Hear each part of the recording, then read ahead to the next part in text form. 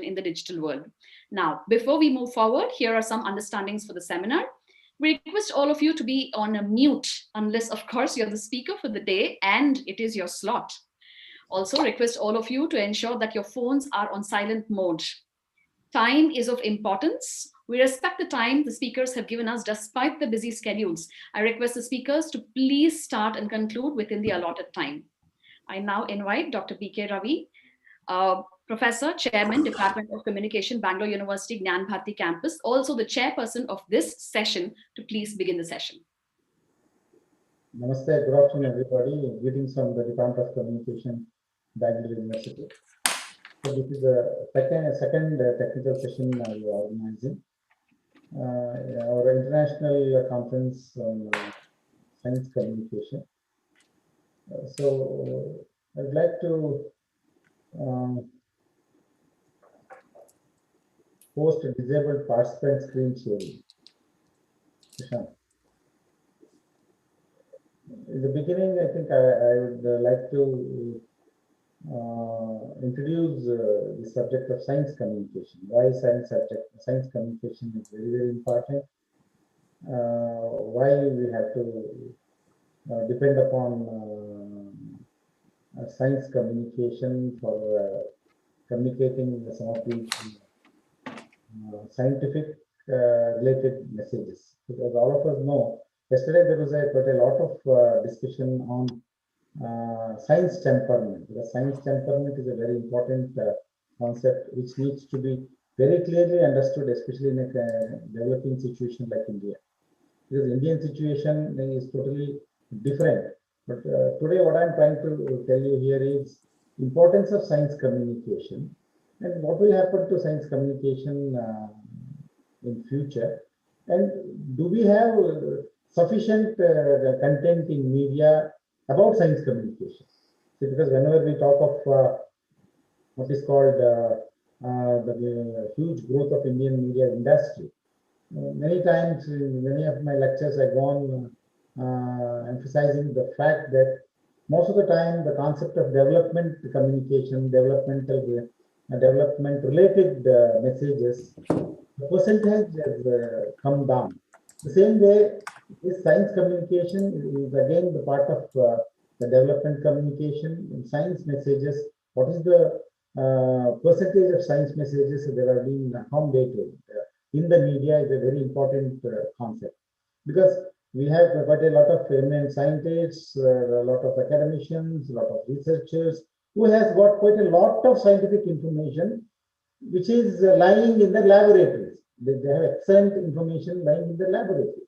As a scientist, it will be very difficult for him to see to it that scientific message is translated in the layman's language. See, translating the message of a scientist, it depends upon the communicator or the media professional. So, if both the scientist and the communicator, the amalgamation of the scientist and the communicator, if we come together, then the process of science communication will be fruitful. I want all my dear friends to very clearly understand the importance of science communication. To some extent, still I remember in 60s and 70s, though the electronic media was not that strong, we had the vernacular newspapers and magazines. Very popular doctors like Dr. Anandumani Ranjan and quite a lot of them used to write quite a lot of articles for the sake of the people, which used to convey quite a lot of messages. Because, my dear friends, please don't forget the fact that India is a country that is multilingual, multicultural. We have social hierarchy, a lot of blind beliefs.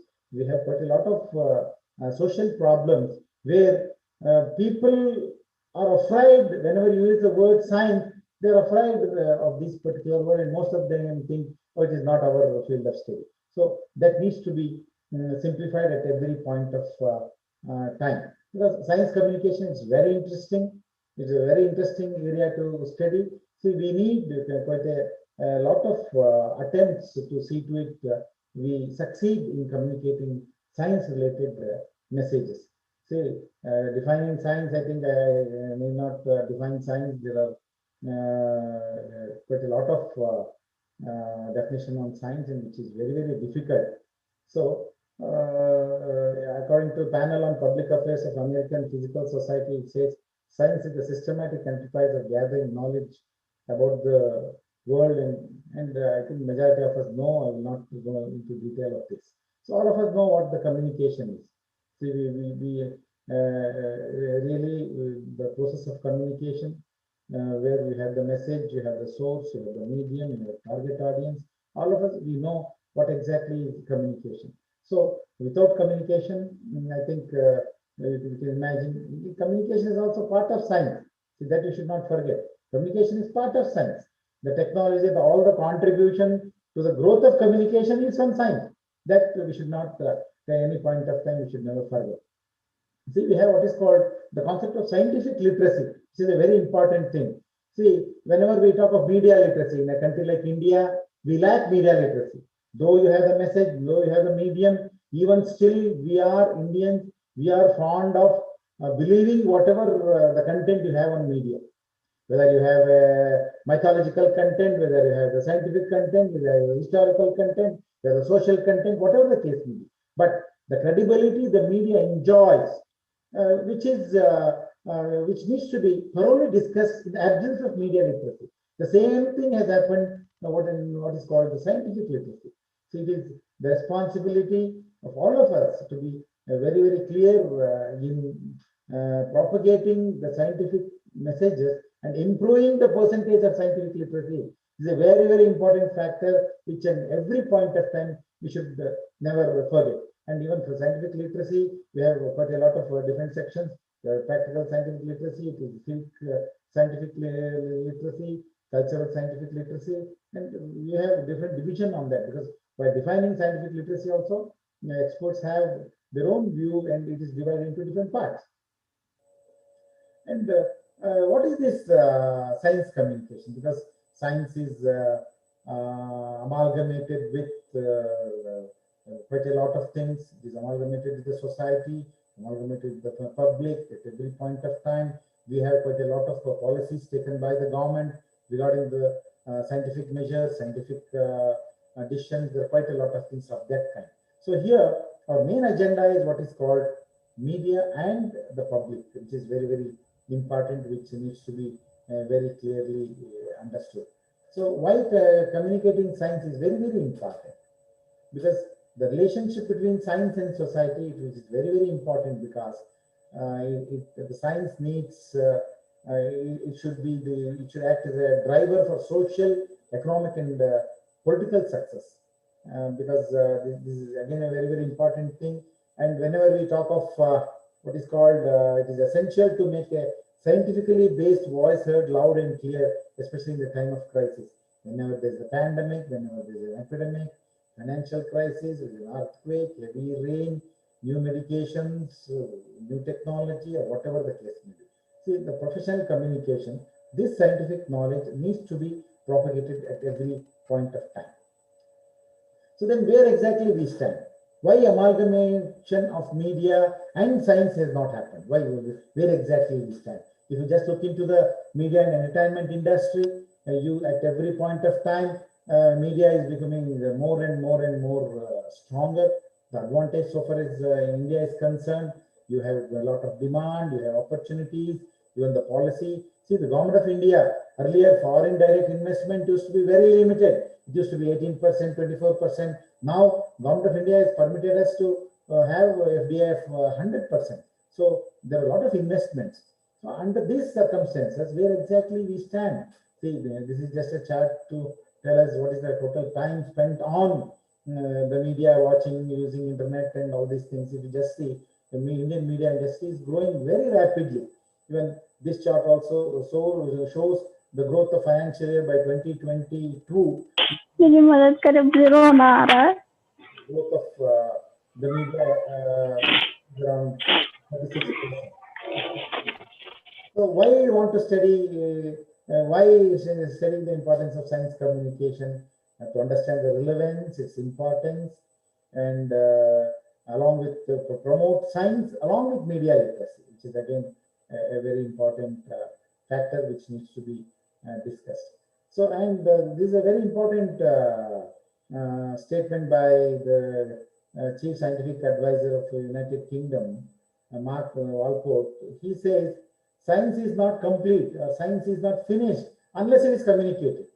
Because as a scientist, because there are a lot of space scientists, there are a lot of chemical scientists, physical, there's so many scientists. You have an excellent finding where you keep it with you, and if it is not translated to a common man, and this is the need of the hour, where we need to have what is called the amalgamation of both the media and the scientific messages. So I think I told you about the media literacy. Media literacy has to improve, and media literacy and scientific literacy. See, the beginning, if you improve media literacy, the scientific literacy will improve. There is no doubt about it. No doubt about it. And if you just look into the television content, where exactly we stand, the television content, you see whether quite a lot of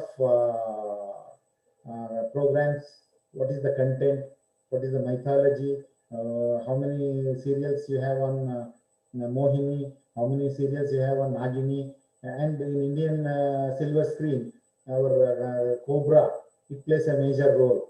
And the mythology and mythological content is okay, then you will have quite a lot of morals, and this is a different thing. But what will happen? See, what will happen? The Cobra is worshipped by such a huge population in this country. The silver screen and Cobra. If you you can do a PhD on this. The Cobra becoming a girl, Cobra becomes a boy, Cobra. See, the animation has come as a boon, but unfortunately, my dear friends, science is just like a knife. Whether how will you use this knife? Is it for the positive or the negative? See, the animation concept, it has come as a boon to the silver screen, to the electronic media. But how are we using it? Are you going to continue people in encouraging blind beliefs, or where exactly? And what is happening to your scientific messages? That needs to be, see, if you just see the daily viewership after the lockdown, it has grown to around 62 million during the second week of lockdown, because as you know, there are quite a lot of changes. And if you just see the total percentage of people representation in TV, the exposure of television, women population is around 52%. This exposure is around 37.9%. Wherein even people, and it's a different, and most of them they're not exposed to also. This is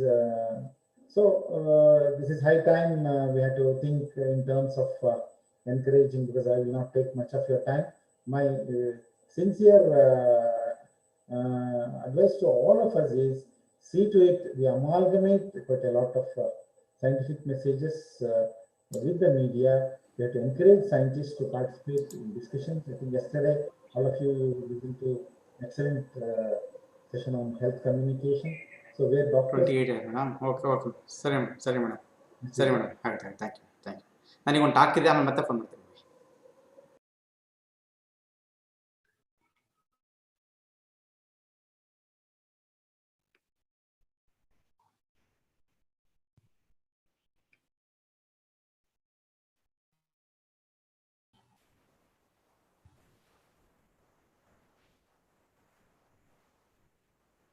Ravi sir, your mic is muted. Your mic is muted. How long? Did you hear or not? Just now, what? Just now, sir. Just now. So, okay, thank you. And now I request all of you to make your presentations. We have very limited time, my dear friends. Kindly stick to the time allotted to you, because we have our second session where a lot of VIPs will be coming. Okay, thank you. Thank you so much, sir. I guess that provided us a new dimension on scientific literacy by talking about the amalgamation of media literacy and scientific literacy. And I think the highlight was when you quoted Mark Walport, who said, science is not finished until it's communicated. That's a wonderful quote for the day. With that, we start this session. We throw open the technical session. Here are some general instructions before we begin. We request everyone to please keep their video and audios off for smooth functioning of the session. The presenters are requested to turn on their audio and video only while presenting. Also, the presenters will be given 6 minutes to do their presentation, and your time will start from the time you begin the presentation. At the end of the 6th minute, you'll be given a cue by the moderator. All the paper presenters are hereby informed to please share their login ID names in the chat box while the previous presenter is making their presentation, so that it's easy for the technical team to grant you access to the video and the audio. This will save a lot of time. Also, we request the audience to refrain from interrupting the session and send in your questions directly on the chat box, and this will be taken up at the end of all the sessions. The questions will be taken up towards the end. And again, request all presenters to please strictly adhere to the time given to them so as to have a huge number of presentations ready for all of us. We are all waiting. With that, wishing all the presenters and audience a wonderful afternoon filled with new learnings. I hand over this spotlight to Dr. Vasundhara PF, Assistant Professor, Department of Communication. Ma'am, the spotlight is all yours. Thank you, Mansi. Welcome everyone to the second day of the technical sessions on science communication. I'm Vasundhara and I will be taking you all through this session. So without wasting any further time, we will go on to the first presenter for today, Dr. Kamsali Nagraj from the Department of Physics, Bangalore University. So will be presenting his paper on Media Triggers Scientists for Science. After Sir, I request Dr. C. Ramchandra, Dr. Avinash and Vignesh to be please ready with their presentation and send in their IDs too on the chat box. Thank you. Sir, you can, it's all yours now. You can start the presentation. Yeah, good afternoon, everyone. Are you able to see my screen? Yes, sir. Yes, Yes, sir. Yeah, I'm at the outset. I would like to thank your department and the Professor Ravi sir actually giving me an opportunity to present my video thing. Actually, I am very new to this subject. I'm not from media department. I'm from the Department of Physics, working for atmospheric and space physics ever since I joined the department. Here I got a catchy word, but I used to attend the several talks organized by Ravi sir and also from Vahini Madam in media and journalism. I was prone and having a curiosity to that. Media triggers scientists for science. Is it true? Yes. This is the case. Without media, no way of connectivity to the people. Media connects, media telecommunicates, media links, media triggers, media does everything actually. Earlier, the way back before the starting of the media, then have the conventional way of the communications. With the advancement of the media and the technology, it has a boost and boon. And this conference has providing a great opportunity for the media persons. They are there everywhere and they should be there everywhere to capture and propagate the information, disseminate the information, cater the information for the benefit of the society and to the scientific community to a great extent. I will go through a few slides, it's not much. Online social media tools are most rewarding and informative resources it provided if we know how to use them.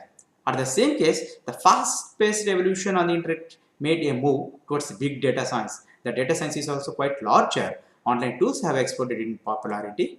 It has witnessed the rapid expansions from last few decades and increasing the number of scientists who are looking to take advantage of the media and web-based resources. Ravi sir has explained well before me actually. Social media portals undergo regular reinvention and transformations with the different tools becoming popular for different populations. Media persons are none second than to the engineers because unless until they themselves updates with the technology, they may not survive in the universe. Okay, lacks of sufficient information and guidance through formal scientific channels such as peer-reviewed journals in publishing the articles, in disseminating the articles will lead to the or had led to the advancement of the communications through media. It is deemed to prudent to extend the scope of the media campaigns to the programs and enhance the public outreach. How they will do that? The efforts is to create the awareness on the objectives which are mentioned, which can accomplishment of the key programs, maybe initiate of the programs, and then after initiating the programs, having the alertness for the continuity and then dissemination of the results or the output. The increasing use of the online resources in any mode may eventually transform and expand the culture of science as a whole. In this case, any experimental campaign, because since I am from science background, I am linking that science and scientists to the media to a greater extent, or taking that the role of media in scientific objectives, how that can be disseminated. Any experimental campaigns are planned and executions are made well in advance, and that should be disseminated or canvassed through the media. And presence of the various mode of media enforces to the complete the task in time and makes the scientific community to reach its goals with dedication and commitment. No scientific institutions across the world is claiming their achievement without the aid of the public media. Let us see few of them. Let us take the example of an ISRO, Earth observation satellites, or any kind of media in terms of the capacity building or disseminating the information through the electronic observations, Earth observations. Whenever they plan a satellite for to launch, even the India Meteorological Department for the disseminations, disaster management, when we plan for the Mars, when we plan for the other future missions, even for the medical applications, this is the case. Second, whenever they plan for the missions, certainly it has to come through the media only. Without media, they can't disseminate, they can't get what they're having actually. See, you have to sell your product, you have to sell your ideas, you have to sell your logics, you have to sell your concepts actually. Sell not by making money, but at least to the cater of the public actually. At least all the agencies are working for the taxpayers' money, and it should go back to the public. When the ISRO launched the 110 satellites, which is the 78 launch missions, it has boomed for the India, and entire world was looking towards the Indian space missions. Indian spacecraft like communication satellites, Earth observation satellites, scientific spacecrafts, and whatever I have shown has to have go through the media only. And even media, for example, like that, whenever they plan, they will do like that. For example, launch of a PSLV, the gallery, they will put the photographs, and recent videos they will put, and updates will happen, and it will be disseminated to the media directly to a great extent. Every day the updates will be there. Either it has to go to the press, or it has to go to the what we can call the electronic media. Even see that maybe the launch of the recent satellites by ISRO, and we should be great enough that it has started hardly about 55 years on par with our Bangalore University. Bangalore University started in 62 and ISRO started in 63, more or less the same case. Of course, Bangalore University in 64, ISRO in 63, more or less same case. We are having the same mileage and the case of that kind. And in fact, I want to tell you that actually the electronic media department, the telecommunication and the TV has started in 1992 with the leadership of our Professor B.K. Ravi sir. And here, see that how that the things are going on with the logarithmic. Of course, people remember that on y-axis you can see that the 100 million people are accessing the Facebook, blogs, Twitters now, compared to the national papers which are having circulations, and maybe the local papers come to the scientific conferences like what we are organizing 100 to 200. If I see that how many participants are there in this channel, hardly 34, including me and BK Ravi sir actually. But if it goes to the media to a greater extent, it will be domain to a large boost. The follow the NASA. 2 minutes left to wrap. Yeah, 1 or 2 minutes. Follow the NASA. NASA will be on Facebook, Twitter, LinkedIn, and everything it will go of that kind. Maybe even come to the European Space Agency. All things are taking it to the media to a greater extent. Come to the social media, it is having a great responsibility. Certainly, one should have that actually. If the work is not satisfactory, media and people will come and ask. Because of that fear and the responsibility, people will work. Scientific community will work. And maybe the ISROs, this is also the same thing. Even government of India is having a Twitter account, all kind of media accounts together to a great extent. To stop here, hyped up science erodes trust. Here is how researchers can fight back, because if something goes wrong, they will fight back. Bad sense in the headlines, who will take the responsibility? People will have to take the more responsibility and give a proper disseminations. Level of media coverage for scientific research linked to the number of citations, particularly highly cited papers, also tend to receive more media attention, although cause the association unclear. Thank you very much. Thanks for providing me an opportunity. I will end up my talk here. Thank you, sir, for that really wonderful presentation. Our next presenter for the day will be... Ravi sir, I will leave. I will attend some other channel. Thank you. Thank you, sir. Our next presenters for the day would be Dr. C. Ramchandra, Dr. Avinash, and Sri Vignesh Yadav from Kidwai Memorial Institute of Oncology. They would be presenting a paper on the roadmap to integrated pediatric oncology, palliative care services through telehealth. So the session's all yours. Yes, ma'am. Good afternoon. I thank Bangalore University and my organization KMIO for giving an opportunity to present our work in the conference. Madam, the slides are visible? Yes, sir. Yes, sir. Yes, sir. It's visible. You can carry. Thank you. KMIO thanks the organizers for giving us the opportunity to present our work and roadmap to pediatric oncology palliative care services to telehealth. And we sincerely acknowledge Department of Pediatric Oncology KMIO, Palliative Medicine KMIO, NGO supporting children at KMIO, media friends, and the children with cancers who taught us how to be warriors. I'm representing my organization, my director, and IIT team, and presenting the paper here. Before starting our work, I wish to present the three definitions. Telemedicine. Telemedicine is the delivery of healthcare services where distance is a critical factor by all healthcare professionals using information and communication technologies for the exchange of valid information for diagnosis, treatment, and prevention of disease and injuries, research and evaluation for the continuing education of healthcare providers, all in the interest of advancing the health of individuals and their communities. Telehealth, the delivery and facilitation of health and health-related services, including medical care, provider and patient education, health information services, and self-care via telecommunications and digital communication technologies. These both definitions are from the World Health Organization, which are now adopted by Government of India through the telemedicine guidelines issued in March 2020. Pediatric palliative care is the active total care of the child's body, mind, spirit. It begins at the diagnosis and continues whether the child receives treatment or not for the actual disease. It involves supporting the entire family as well as the child. It requires multidisciplinary approach that makes use of community resources. The same can be provided in tertiary care facilities, community health centers, and children's homes also. It plays an important role when the definitive treatment has failed and all the available realistic curative options have been exhausted. The palliative care in pediatric oncology or even to any other matter, any other pediatric life-threatening and limiting disorders is need of the hour. A national comprehensive childhood cancer management policy in line with other countries, which includes South Asian countries, is required, which includes shared care model and integrating palliative care services, as universal health coverage is now being offered by both the state and central governments. And we, as state and community, are duty bound by the Constitution of India, the legislations, policies, and United Nations Convention on the Rights of the Child, to which our country is a signatory. The geographical gaps between the child's residence and oncology centers, which may be even more than 500 kilometers, can be effectively bridged using telemedicine and telehealth. The motivation for this study was request of a mother whose child had cancer to spread awareness on early diagnosis of childhood cancer, and two important media reports, one which was on a center spread of the Hindu newspaper on the March 9th, 2017, titled Chittoor Cythinasia Seekers, and the second article was in September 2017, where two children families from Madanapalli subdivision, Andhra Pradesh, Chittoor district, approached the local court for grant of euthanasia.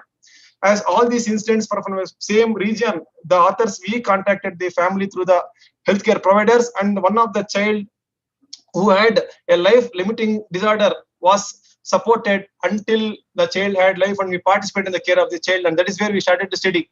The objectives of the study was to formulate a draft comprehensive childhood cancer management policy, which involves shared care model, integrating pediatric palliative care services throughout the continuum of the care, to identify a national health program to implement the above policy and a pathway to implement the policy, and suggest provision of services through the telemedicine and telehealth.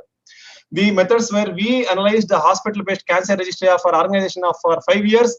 World Health Organization resources were searched for an early diagnosis of childhood cancer manual. A communication was sent to Government of India as to what is the ideal program to implement this module, and a focus group discussion with the faculty and staff of various departments and stakeholders, which involved civil society members also. And it resulted in a WHO manual, which is developed by Pan American Health Organization and WHO Regional Office jointly, for Americas jointly. And this, which also addresses not only early diagnosis of childhood cancer, but also other palliative care issues like pain management, assurance, counseling, and arranging support services prior to the referral. Government of India in its letter replied back saying, Rashtriya Bala Swasthya Karyakramam is a program through which the module may be implemented and can be implemented. The focus group discussion results in a shared care pathway for throughout the continuum of the care at all levels of public healthcare delivery system. This is the spatial map representing the number of childhood cancers across the districts of all 4 regions of Karnataka state: Bangalore division, Mysore division, Belgavi division, and Kalaburgi division. And it is very important to note, Bidar is far away from Bangalore city, and we require to provide geographically reducing services. Then this is a classification table for cancer probability in children, adapted from the manual, adaptable to India and adaptable to Karnataka. Though on the left hand side there are many signs which are on medical terminologies, we require the support of the media friends, language experts to develop for the public health education in the late native languages in its colloquial forms. In the left hand side, the primary health care provider sees any of the signs immediately classified as possible cancer or very severe disease and acts emergently and refers to the next facility. And before referring, prior communication through telemedicine and telehealth can be used to save the life in time and communication effectively. The second chart shows the signs under which the healthcare provider can put it under some risk of cancer or some disease. However, follows the child very actively for next 14 days and refers appropriately. However, advising effective, ensuring immunization and growth and development monitoring and teaching the danger signs also. This chart shows, though the child doesn't fall under any of the signs, however, to ensure immunization, growth and development, ensure a tobacco-free environment in the family, recommend a healthy diet and regular physical activity. And this is a merger of all the 3 charts into one chart for the sake of the healthcare provider with media friends, language experts, and we can develop the chart in a way understandable by the public, non-medical public. So you have 2 minutes left, sir. Yes, madam. Yes. This letter from Government of India says the program under which we can implement the module is under Rashtriya Bala Swasthya Karyakramam. And this chart shows a shared care model from the initial diagnosis until throughout the continuum of the care, where all the public healthcare delivery systems at all the platforms can effectively communicate using telemedicine and telehealth platform to ensure there is a bridging of the geographical gaps. And all the public health systems, starting from the primary healthcare, secondary healthcare, medical colleges, the state institutes follow up in the care. And these are integrating the pediatric palliative care services, where the core provider groups includes not only medical persons, but also pharmacists, social workers, family support workers from hospital, community, NGO sector, respite care workers, teachers and other education sector providers, counselors, clergy and spiritual leaders and staff from the NGO sector. And there should be IT-based platform to enable interface for all the stakeholders. The telemedicine applications can be used are real-time video mode to ensure there is a patient to core group, care provider to the core group, health worker to the core group, medical practitioner to the core group, to ensure the child gets care throughout the continuum of the illness. We are proposing providing pediatric palliative care services in the best interest of the child and upholds their rights to pain relief, non-discrimination, participation, information, education, play and development. It can be effectively provided through telemedicine and telehealth to bridge the geographical gaps from the lessons learned from other South American countries like Cuba and Peru. Real-time study pertaining to regional and district-wise distribution is essential to plan child healthcare delivery system policy and interface for all the stakeholders by providing blockchain and IoT or any other platform. And we take references from WHO documents and other IT references also. So we thank you and we're wishing and willing to collaborate everything in the best interest of the child. Thank you, madam. Thank you so much, sir. Thank you for keeping up time with us. Our next presenter, since there are some technical issues with Dr. Rani Shushmita, we will be moving on to our next presenter, Dr. A. Irudaya Raja, SJ, from Department of Visual Communication, Loyola College. He would be presenting a paper on the study on the media coverage of sanitary workers during COVID-19 lockdown and its impact on the government machinery and the public. I would request Dr. Maulia to please be ready with her presentation as soon as sir is done. Sir, you can start your presentation. Yes, ma'am. Yes, ma'am. Shall I share my PPT? Yes, sir, please. Do you get my PPT? Yes, sir, we can see your PPT. Yeah. So good afternoon, dear participants and the organizers. Special thanks to Dr. B.K. Ravi and Prasant, who gave the opportunity to present my paper. The topic of my research paper is study on the media coverage of sanitation workers during COVID-19 lockdown and its impact on government machinery and the public.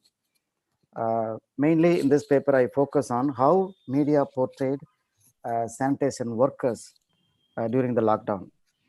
What is the background of the study? There was a sudden breakout of COVID-19 pandemic. We all of us are aware of it. Nationwide, complete lockdown was imposed. This was very much unprecedented, unexpected. So, although lockdown was there, lockdown is not for all people. There are certain people who are working in the forefront, like doctors, nurses, policemen, and sanitation workers. They were doing different type of works. But the sanitation workers have a special focus. These are the people worked around the clock, although other people also worked, but their work is entirely different. They sacrifice their life. Among them, they are the most vulnerable people. Social stigma, social discrimination, despicable work, lower wages were the predominant problems. They were never addressed. Without any rest, they worked hard, risked their lives also.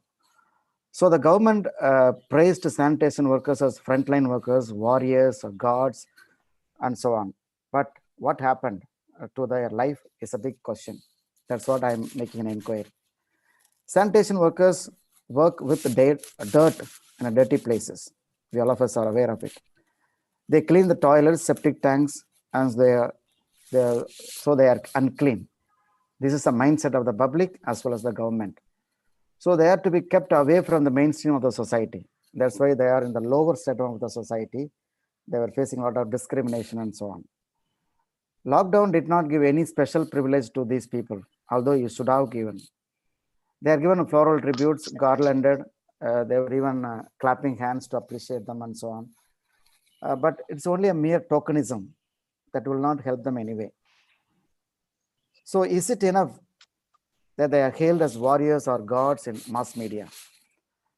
Their permanent problems like manual scavenging, stop job security, safety working environment, mechanization of the work is not done. These are all permanent problems. Supreme Court has given a clear verdict that there should be no manual scavenging. It was stopped, but still it is going on in rural areas as well as in cities. While reporting this event, media should have focused on the various deeper issues of the sanitation workers.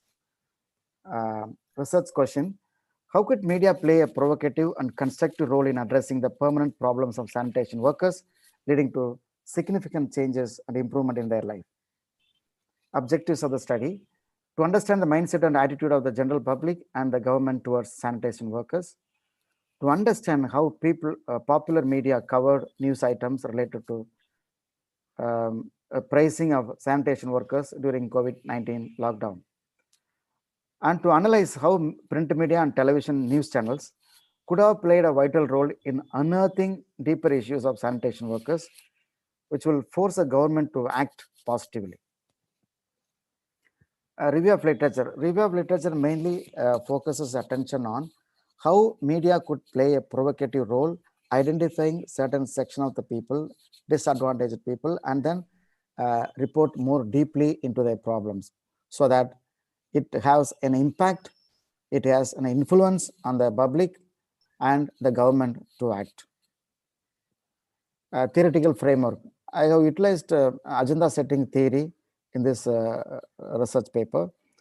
The theory explains how media constructs the representations of a particular group of people or society and how this representation influences the public mind. So here I am trying to explain through in-depth reporting, definitive stand media is taking, or a serious analysis of issues related to sanitation workers during the lockdown will at least influence the public and the government to act positively so that their life and dignity will improve. Also, I have used solution journalism in this study, probing into real problems and thought-provoking questions on the despicable life of sanitation workers will initiate a solution. So two theories I have used. Methodology of the study. I have used qualitative analysis of newspapers taken for a month, 30 days from the English Hindu. because it was a full lockdown, and then predominantly news were coming on these sanitation workers. News reports, photos, and letters to the editors on sanitation workers were grouped and analyzed. 2 regional television channels and 2 national news channels were taken for analysis: Pudhiya Thalaimurai, Sun News, NDTV, and CNN. Also, I had employed in-depth interviews which were conducted with 10 people who work for the cause of the sanitation workers, especially the leaders who work for these people, with qualitative questions. Telephonic interviews were conducted with 10 sanitation workers. Analysis and discussion. Sir, you have 2 minutes left, sir. Oh, okay, ma'am. In the analysis, I have tried to analyze how media portrayed, how it should have done. News in brief on the praise or hailing of sanitation workers were given. All box news, sometimes photos, sometimes letter to the editor, and so on. Some dates only photos were given. On all the district headquarters, they were grouped and then they were given out of guard of honor. But during my analysis, I reflected it is a mere tokenism. But what is next is a question raised in the in-depth interview. Media focused more on corona deaths than death of sanitation workers due to gas leakage. Already when they were doing the work during the lockdown, many died, but those were least reported. Whereas they were concentrating on more corona deaths of popular people, leaders, and so on. The positive note on how sanitation workers felt also were given in the newspapers, but that is not comprehensive.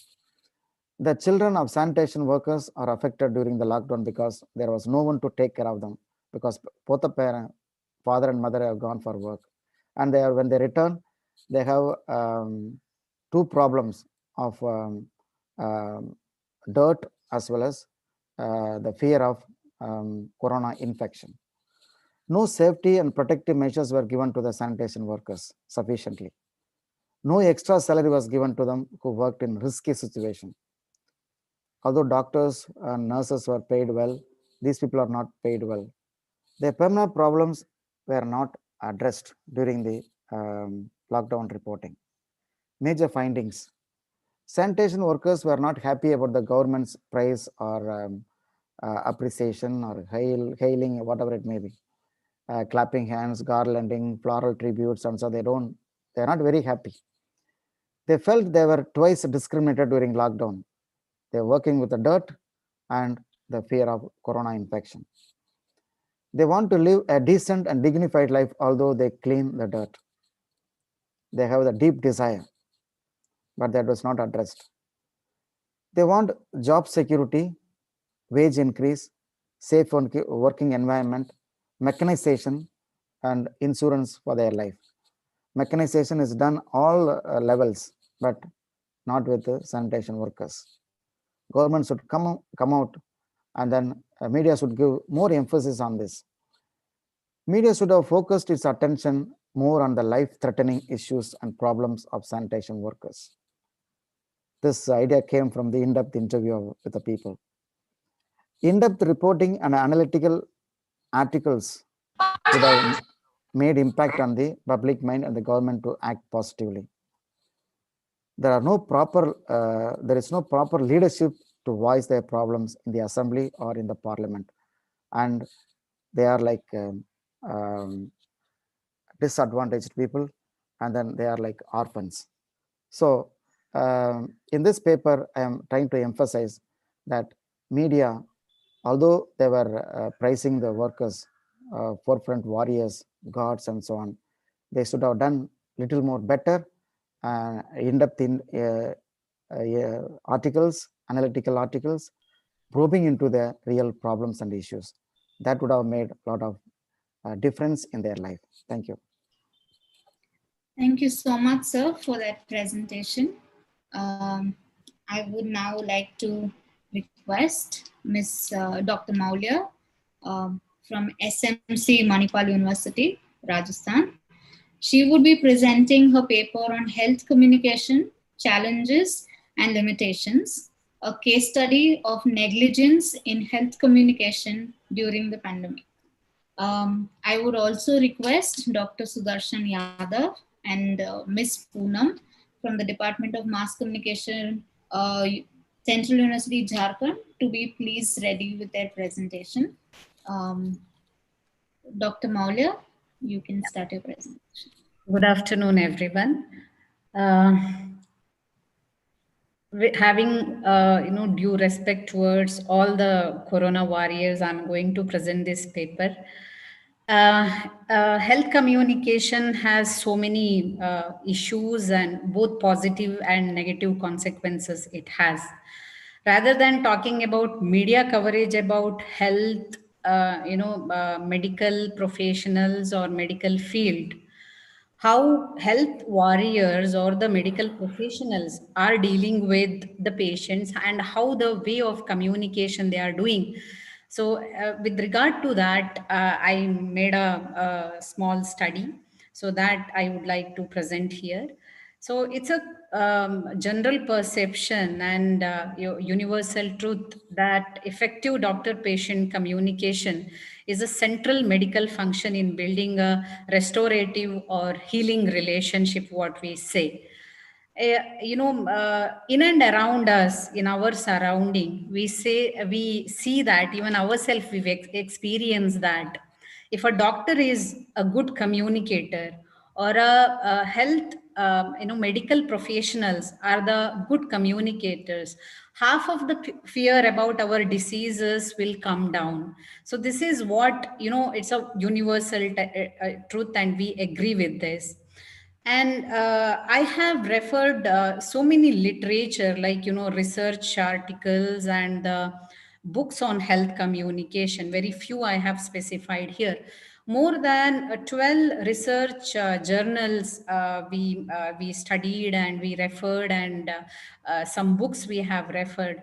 And out of this literature, what we realized is every study, every research publication, they agree that and they support that the communication in health sector or in any sector for that matter is so important to to reach our objective, to reach our goal, or to give good service.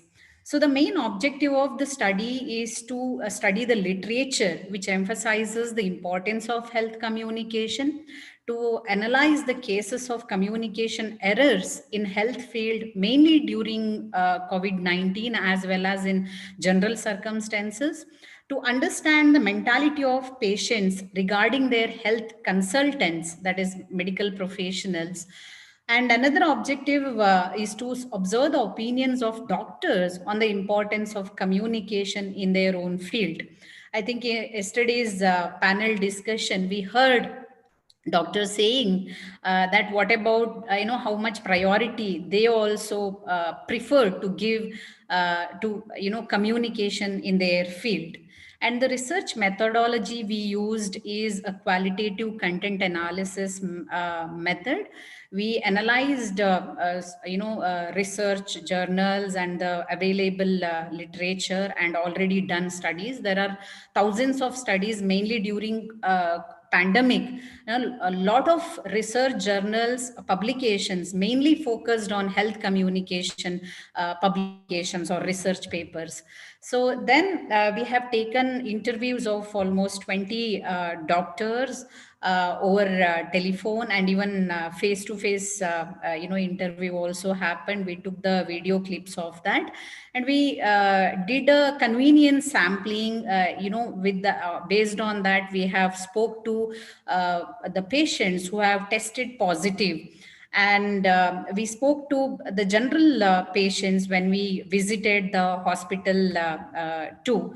And observation methodology also is one method we have used to observe the hospital surrounding, the way, the tools of communication they use, and how effectively the communication is happening in the hospital.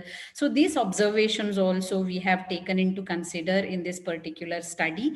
And one more thing is the media reports which have been published during pandemic, mainly under qualitative content analysis. We focused on critical analysis, where the reports have focused on the lacunae in communication in health sector. So these are few case studies we have taken where media covered the negligency of medical field in treating the COVID-19 patients. The first case study we have observed, this is, there was a patient called Harris. He, got admitted to the hospital and died because of COVID-19. And there was an audio clip became viral. And in that one health official, he was telling that the Harris died because of the negligency in placing the ventilator, like the ventilator was not placed properly. That is why the patient died, even after bringing this to the notice of the health workers there. The second case was, got published in Sabrang. I have taken many of the digital web portal newses here, which got published in between March to till November. And so this particularly, they have published an article, a report. I mean, they have covered so many incidents in there where patients have not got admitted to the hospitals. Like they waited outside to the hospital premises for hours together.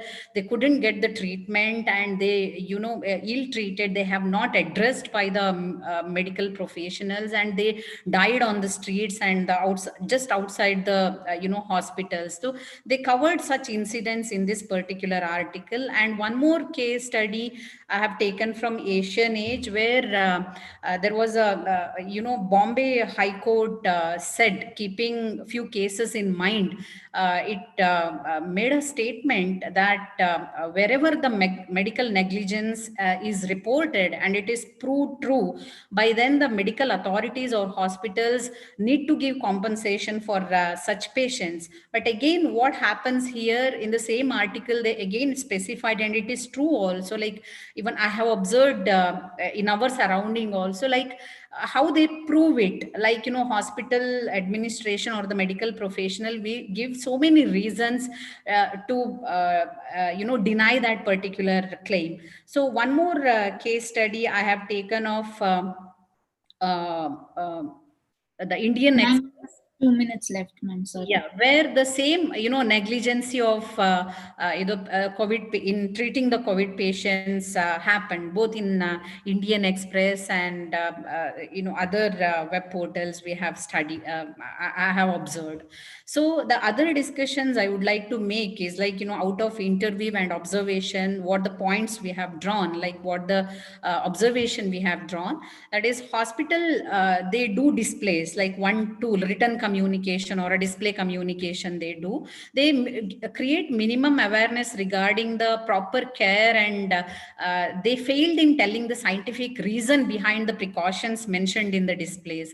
And the negligence of hospital staffs in taking care of precautions mentioned in the promotion display. Like they say that physical distancing should be maintained, but when the lineup is there, when the queue is there, even though the patients are not maintaining the physical distancing, they will not ask, they will not take care of that. There is no clarity in the communication of health workers with the patients who tested positive. The whole family used to live in fear of fear, and there were a lot of cases.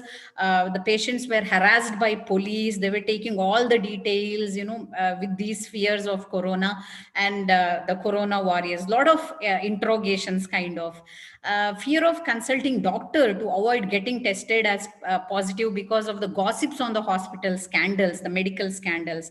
The importance of communication is only accepted by the clinical practitioners, but not practiced. They agree that communication is important, but when it comes to practice, it will not be there. More drawbacks with the government hospitals, especially like see, we say in India, 80% of the population lives in rural India and they dependent on government facilities, but proper communication will not be there. Spread of fake news and overloaded health tips will create confusions rather than giving, the positive communication or giving assurance. Okay, there may be medical tools in your hands to treat the patient, but those hands must be that of a loving, warm, and conscious human being. Then only the patients or those who are in fear, they'll get the proper care and they will get cured soon. Thank you. Thank you, ma'am. That was a really interesting take on how communication was happening within the medical system itself. Thank you so much. I would like to call upon our next presenters for the afternoon today, Dr. Sudarshan Yadav and Ms. Poonam from the Department of Mass Communication, Central University of Jharkhand. They would be presenting their paper on Review of National Policy of Education 2020 with Contemporary Higher Secondary Science Education in Jharkhand, Context of Information Communication Technology. I request Rakesh V. Talikoti to be please ready with the presentation. Dr. Sudarshan Yadav and Poonam, you are ready to begin.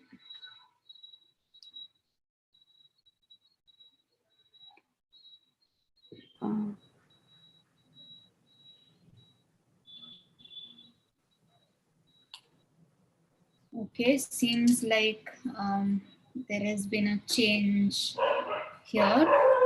So, hello. Hello. Has joined. Am I audible? Yes, you're audible, ma'am. You're audible. Yes. Is my presentation is visible? As of now, it is not visible. Have you shared your presentation, ma'am? I'm sharing it. My browser is preventing it.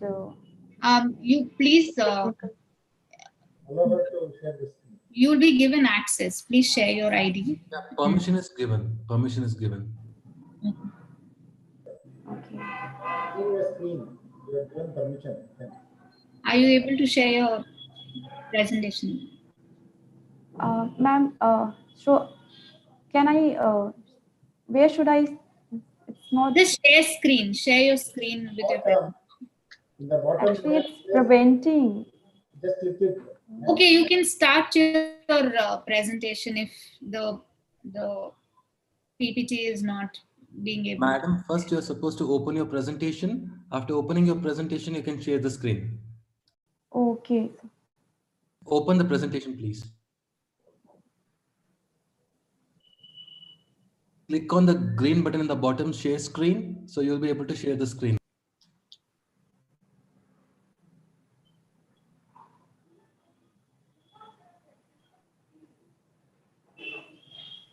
I'm doing it, sir, but it's something technical problem is coming there.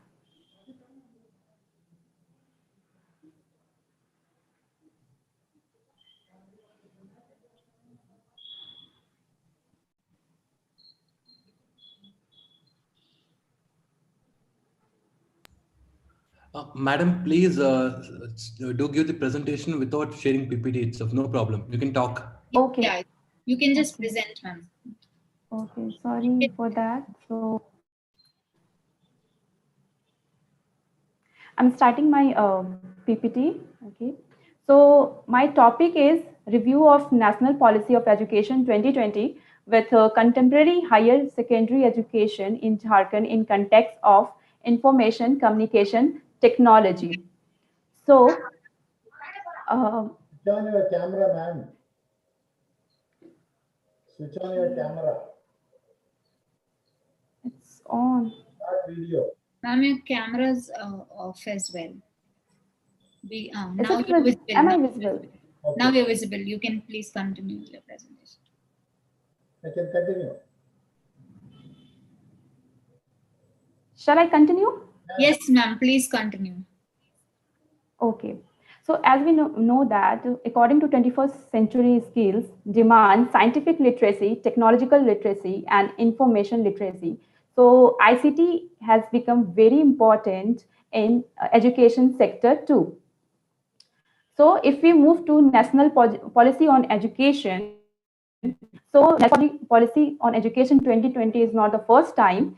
First was national policy on education in 1968. Second was in 1986. Third was actually it was revised national policy education in 1992. So this time, this is National Policy on Education 2020. So what is information communication technology? It combines three major terms: information, communication, and technology. How it is used in education? It is used in the development of content, curriculum, instruction, and assessment needs in schools. What it includes many things, but I'm including four things in my study: is radio, television, computer, and internet. So as we are aware of educational radio, educational television, educational computer in education, which is very functional from very starting. So there are also emphasis, a great emphasis from Government of India on ICT for the quality improvement of education in India. It is a flagship program in Sarva Shiksha Abhiyan, and also 1986 National Policy on Education emphasizes on the educational technology, computer literacy, and studies in schools. Also, Advisory Board of Education has also emphasized greatly on ICT to use it in schools effectively. So if we talk especially about NEP 2020, then there are various points uh, regarding ICT. It especially focuses on ICT regarding in teaching, learning methodologies. Also, it includes that adult learning through apps, online courses, modules, satellite-based TV channels. It also emphasizes on online books and to and it emphasizes technology inclusion for the development of students. It includes content creation, digital repository. Then there are various e-learning platforms. Also, government is working on the expansion of Diksha and Swam. So there is lots and lots of points uh, uh, which is included in NAP regarding ICT, online digital education. So I included literature from policy papers and various books, which was based on education, psychology, and science. My objectives, as it is not visible, I would read it loud. That first objective is find out the ICT classroom availability in higher secondary schools in Jharkhand.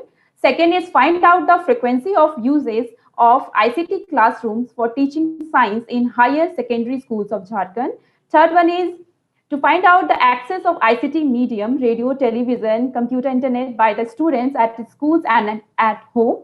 Fourth one is problems faced by schools for running ICT classes in higher secondary schools of Jharkhand. If I talk about research methodology, that research was conducted in Jharkhand state. It includes 5 districts, and from each district, six schools were included. So in total, my sample size of schools is 30. The method which was employed was survey method, and the sampling method was multi-stage random sampling. I use two tools: semi-structured interview for principals, science teachers, ICT instructors, and interview schedule for students. So I got many things through this study, but I would explain it in very brief. First of all, I found that less than 50% of schools in Jharkhand have full functioning ICT rooms with available ICT instructor. One of his school complained about robbery problem because of security issues.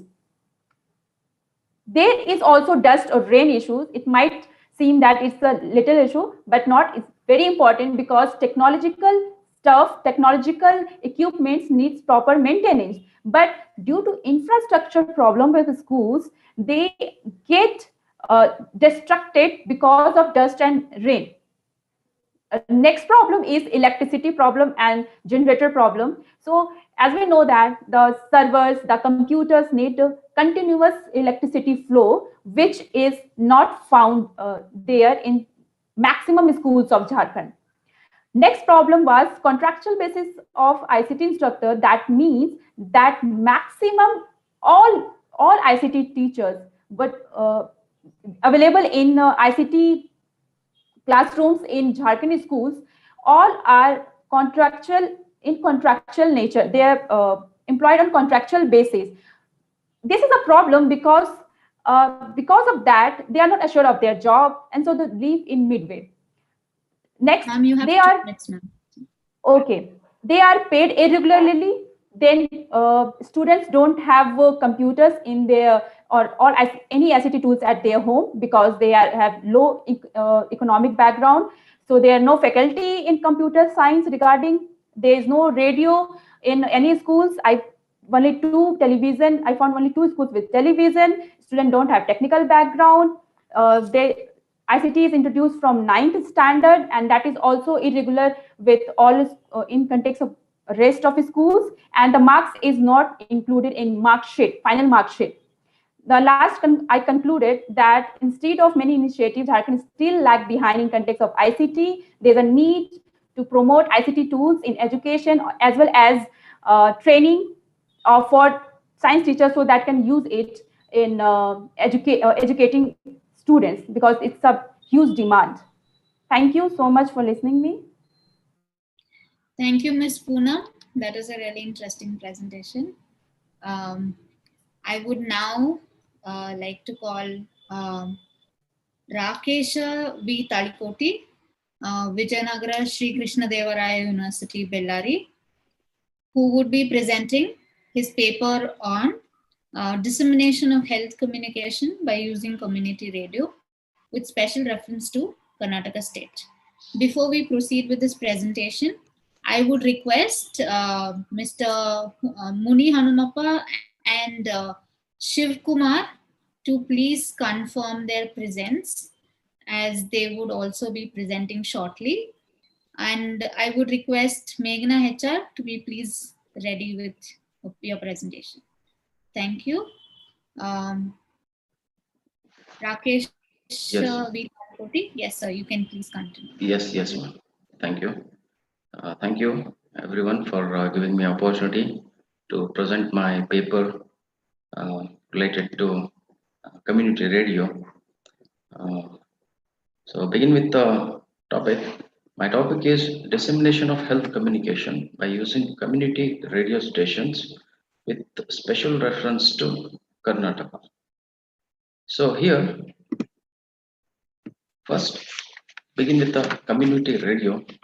So community radio means radio broadcasting with the objectives of serving cause of the community in the service area, which involving the members of the community in the broadcast of their programs. It offers unique advantages of receiving and transmission through a low cost and the battery operated portable receiving sets where we can set up a small spaces.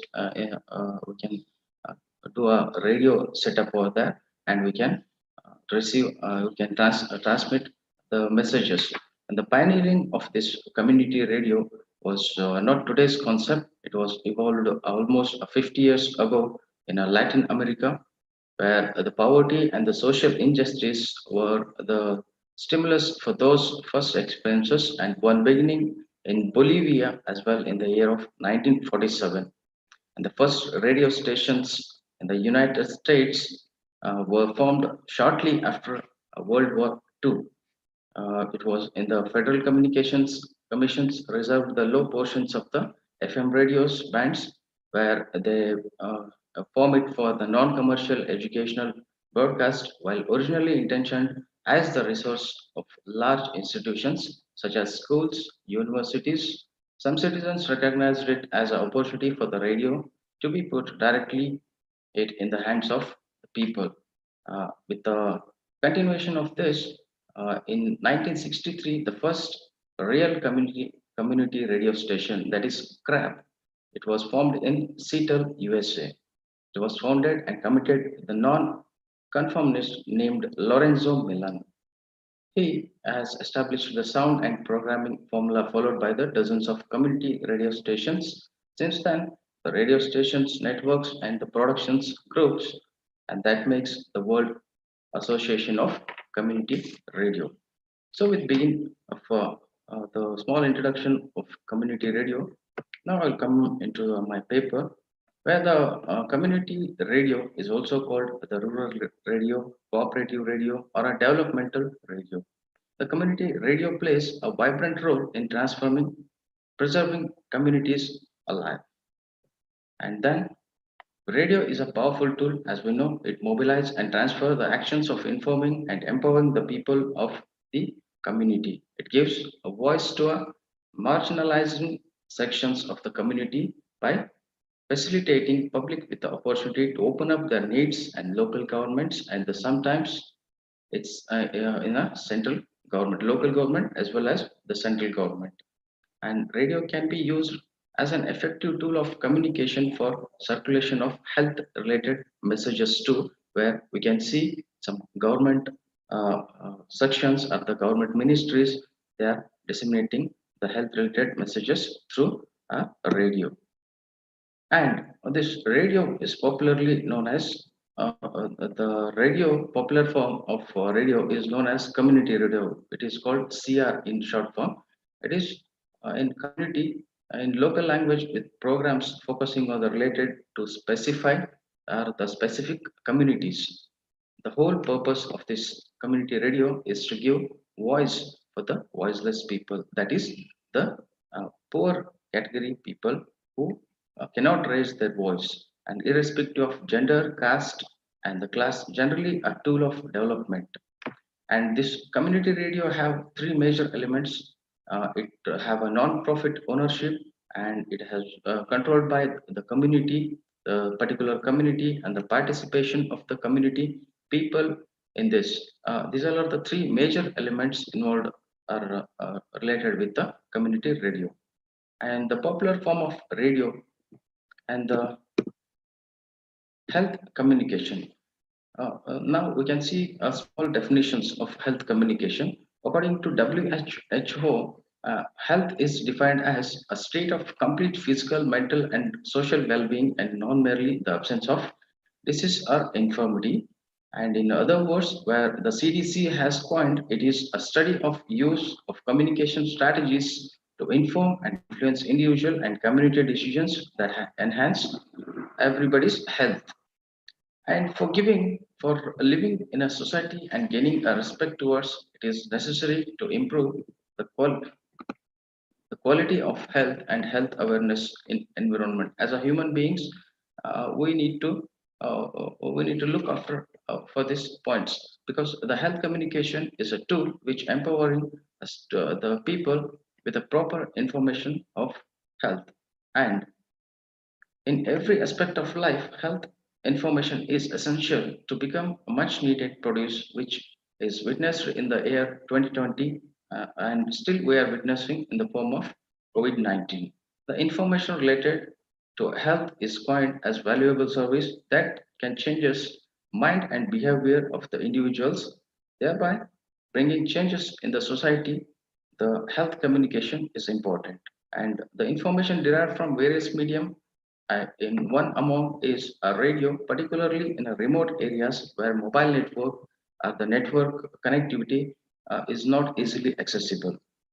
And when it comes to review of literature for this particular paper, here the Supreme Court historic ruling in the year of 1995, it gave the saying airwaves constitution property and must be utilized for advancing public good, and where airwaves can be a public property public property that can be utilized in advance of free speech and citizens, which is served ensuring plurality and diversity of views, opinions, and ideas give a birth of a new era of broadcasting in India. In a futuristic view, when the Supreme Court was said this saying, in a continuation of that, Anna FM, in Anna University, Chennai, they have formed the India's first campus community radio station. It was launched in the year 2004 and it was maintained by the Educational Multimedia, that is EMRC, Educational Multimedia Research Center, which is run by the Anna University, Chennai. And then in Northeast region also, in Krishnakant Hedik State Open University launched the first community radio in the year of 2009 in a megahertz of 90.4 with the experimental broadcasting from Assam Administrative Staff Colleges in Guwahati. And then following that, the regular broadcasting in Gnanataranga in KKHSOU community radio was launched in the same region in 2010. So objectives of my study is to understand how community radio reflects and promote local identity and culture, and how community radio providing a diversity of healthcare programs and content, and importance of community radio in promoting health messages and development in social change. And the So you have methodology I 2 minutes left. used for this study is both primary and secondary data I have collected. In primary sources, I have used virtual interviews with the experts who works in a radio stations as a directors, staff, resource persons, and the expert of the community radios. And in secondary data, I have collected some information from the papers, the researchers analyzed the data which is available in the peer-reviewed journals and the government websites, and also some uh, the experts in the field. I have collected information from them. So the communication, the community radio in India, uh, the radio broadcasting was introduced in India by the private organizations. The pioneering radio broadcast service launched by the Madras Presidency of the earlier in 1924 ceased to in 1927. And in the year few entrepreneurs launched the Indian Broadcasting Company, that is IBC, with a radio station in Bombay and Calcutta. And when the IBC's two ceased operational owing the financial problem, then the government of India entered in between, and Indian Broadcasting Service has taken over, took over the IBC. And since then, the radio broadcasting was under the control of government of India until 1995. First policy that come in 2002 allowed only the well-established educational institutions to set up community radios, which were in fact the campus radios. And such discriminatory policy was opposed by the community radio activists who demanded more inclusive and cohesive policy. So, with the continuation of this, the sustained struggle by the community radio activists by the government to bring out another policy in the year of 2006 and to allow NGOs and agricultural research centers and the registered societies to seek community radio licenses. As of in India, 217 community radio stations were operations, and You have a minute left to wrap up, please. Rakesh, Vyavasaya, yes, ma'am. I'll just finish it up. your findings. Slides are not moving. Yeah, and this is the demographic and structure of Karnataka. It is the data has been taken by the Census India. The growth rate we can observe here the year by year. The population of Karnataka is growing, and the brief profile of community radio in Karnataka. So it was started in the commission of 8 June 1980s, 1936. Private radio stations was set up in Mysore, and then Namadhuni, or in Kannada it is called Our Voices. The Karnataka is India's first cable community radio. It was started in the year 2019, and then some NGOs was funding by the UNESCO, was launched in the partnership, and they have launched this Namadhuni, and they have also come across with the radios, videos, satellite facilities, and it was the establishment of community radio stations. And this is the list of community radio stations in Karnataka. I have made 15 community radio stations working or operating in Karnataka. Right now, there are over 20 community radio stations active in Karnataka. And looking to the health services in Karnataka, here the PHCs and the CHCs and the district level, the state level multi-specialty hospitals are operating in Karnataka. And in an analytical framework, the significance of community radio for effective health communication in Karnataka, when looking to this, the radio among is the most used sources to information by the general public, and radio is considered one of the cheapest mass medium, and it can give a most powerful medium that can reach a large number of people residing in a remote areas.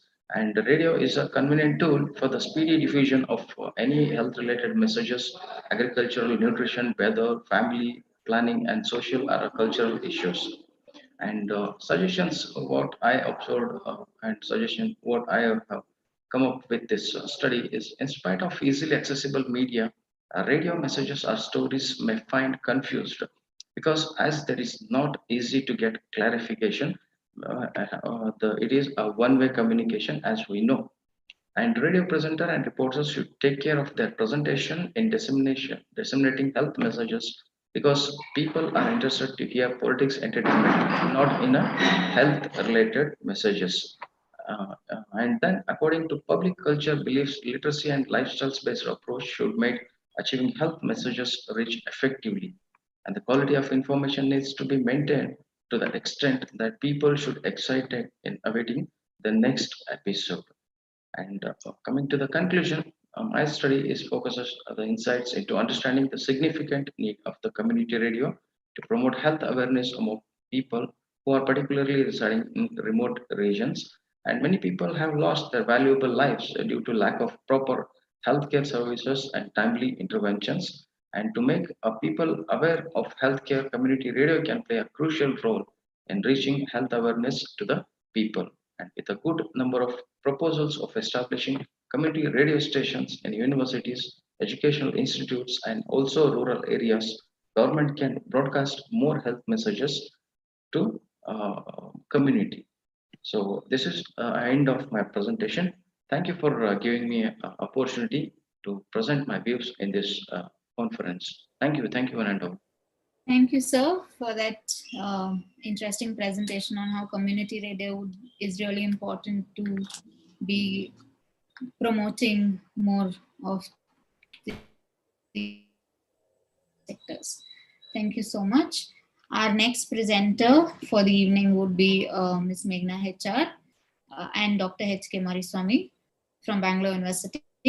She would be presenting her paper on addressing environmental concerns through media activism and eco-feminist perspective. Before Meghna presents her paper, I would again request Mr. Muni Hanumappa and Shiv Kumar to please confirm their presence by sending us a text on the chat box. Meghna, you can start your presentation. Thank you.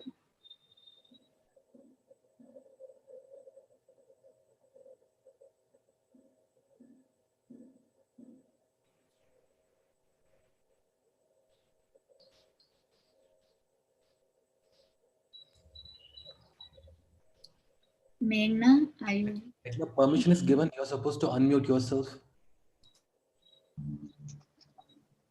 Good afternoon, fellow participants. Meghna, am I audible? Yeah, you're audible. Can you please turn your video on?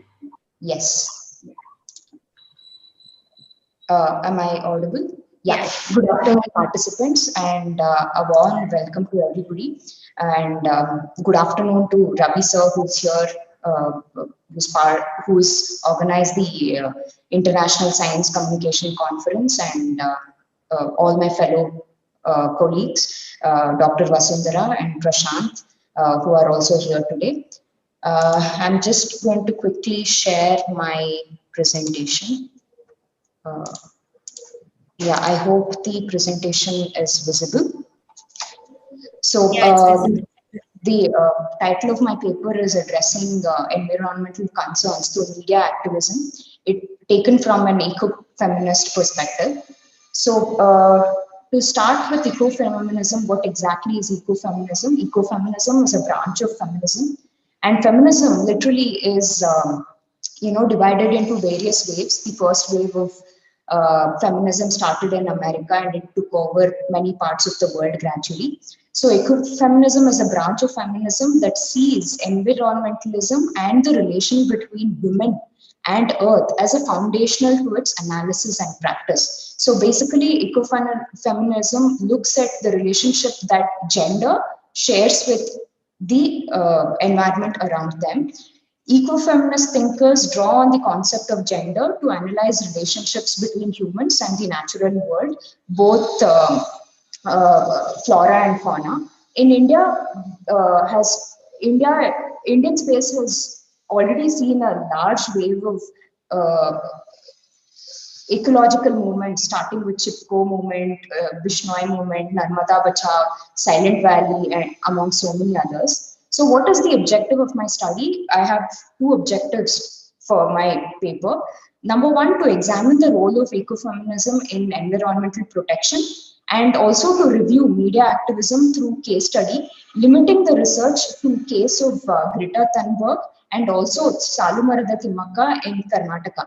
Right. So how did media activism become a popular term? Media activism basically refers to any kind of a rebel movement that is initiated by the public, especially at the grassroots level. So this really took over the world with this incident of Arab Spring, which occurred in Tunisia, which actually brought down the entire leadership pattern in the Middle East. And recently, we've also seen the Black Lives Matter initiative that really spurred on social media spaces. So looking at activism online, there is a particular term that has become very popular ever since 2019, when Greta Thunberg shook the world with her elaborate speech. So what exactly happened? In May 2018, Greta Thunberg, at the age of 15, won a climate change essay competition in a local newspaper.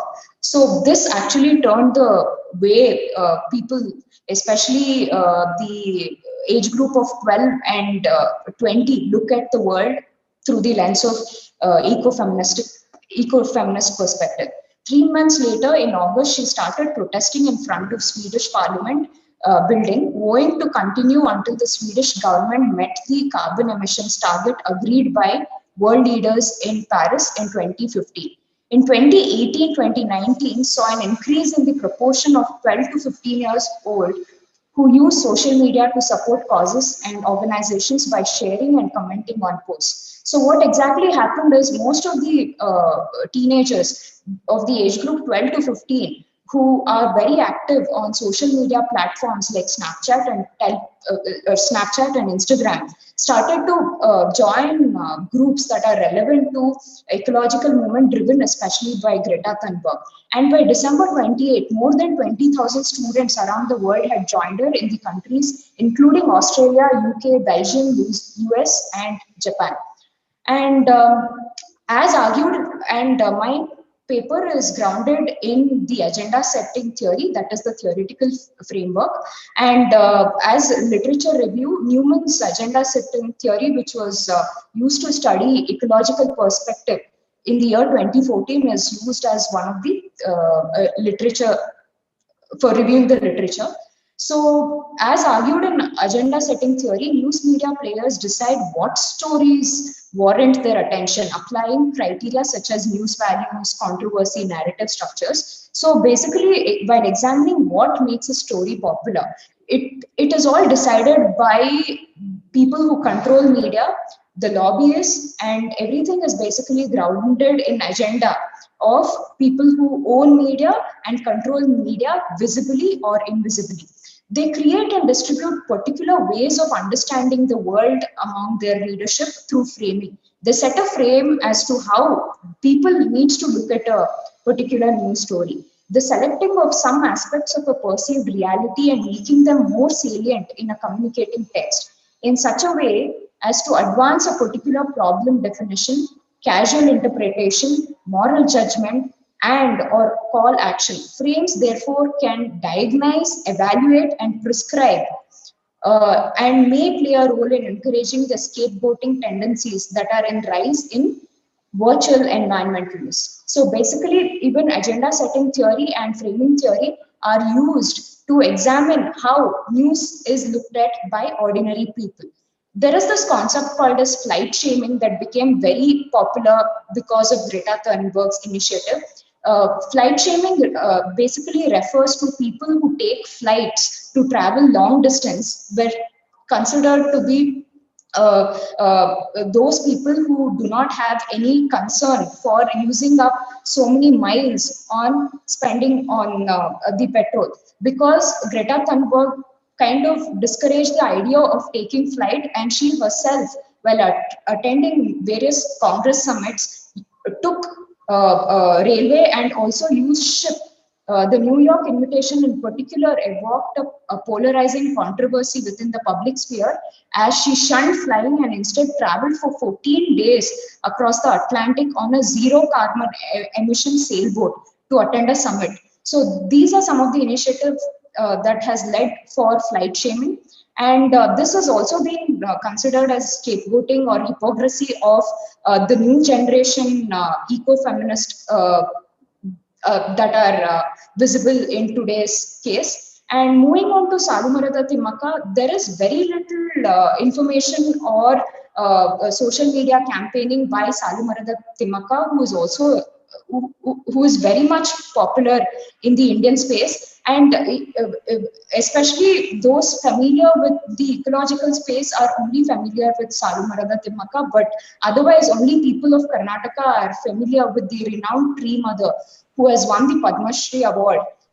Considering the background of Salumarada Timmaka, she hails from a very modest family, also belonged to an underprivileged family, and yeah, some of her activism is not really recognized by mainstream media. However, it is limited only to newspapers and award ceremonies. So even BBC, for instance, has referred to as her as an entitled woman or an illiterate woman. Also, the propaganda of the West, the way the West sees Indian ecological movements, is usually in the negative light. So, and however, a short documentary film about Timmaka's life was released by a Kannada social media page, Namma Kannada Memes, on June 5th to mark World Environmental Day. And that is something again limited only to the Karnataka space. Otherwise, there is very little scope. It maps and elaborates her journey and achievements that she has undergone. To, with my concluding remarks and recommendation, the findings of my case study grounded in agenda setting theory pertaining to Salumarada Timmaka and Greta Thunberg clearly says there is a gap between how the teenage activist is seen as opposed to somebody who has put in her entire life, even at the age of 105, is still contributing in creating ecological awareness. As Schmitz in 2019 suggests, while scapegoating discourse is growing trend in relation to environmental concerns, it is likely that it is a part of a much larger pattern on the rise of global socio-political debates. What is already evident, however, is that Thunberg's actions have ignited widespread public debate. This in itself is heroic, regardless of the way one perceives her message. In the words of Sir David Attenborough, Greta Thunberg's achieved things that many of us who have been working on it 20 odd years have failed to achieve. Look beyond social media. But however, it is disheartening to see there is very less reference to made to the contribution made by Salumarada Timmaka. So I request other researchers to kind of study the gap that exists between the third world nations and some of the contributions made by the first world countries. Thank you for this opportunity. Thank you, Meghna. That is a really interesting take on ecofeminism, and Thank thanks for you. bringing up the idea of, continuing the research in the same area. Yeah. Thank you. And now I would like to request Dr. M.S. Harikumar and Jess Merlin P. Augustine from the University of Kerala, who to come and make their presentation. They would be making their presentation on health communication via print media, a study of popular Malayalam health magazines. The next presenter after Dr. M.S. Harikumar would be Dr. Apurva Bhutan from Amity University, Noida. Dr. Harikumar, this, the floor is open for presentation.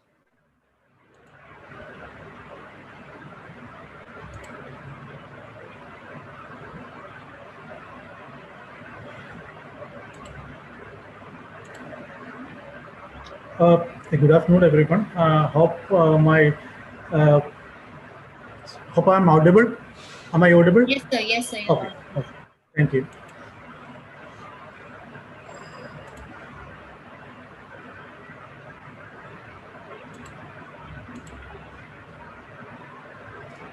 So it's a very small study uh, on the popular Malayalam health magazines.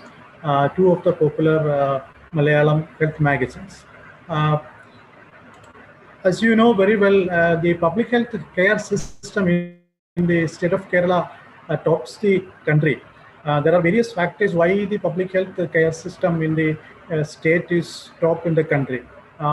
Subsequent governments have given so much stress on improving the health network in the state of Kerala, both left and right governments. So Kerala holds first position in health indices in the country, as per the Niti Aayog report 2019. Well, there is high concentration of mass media, including a strongly networked print media across the state. The top regional dailies of India are from Kerala.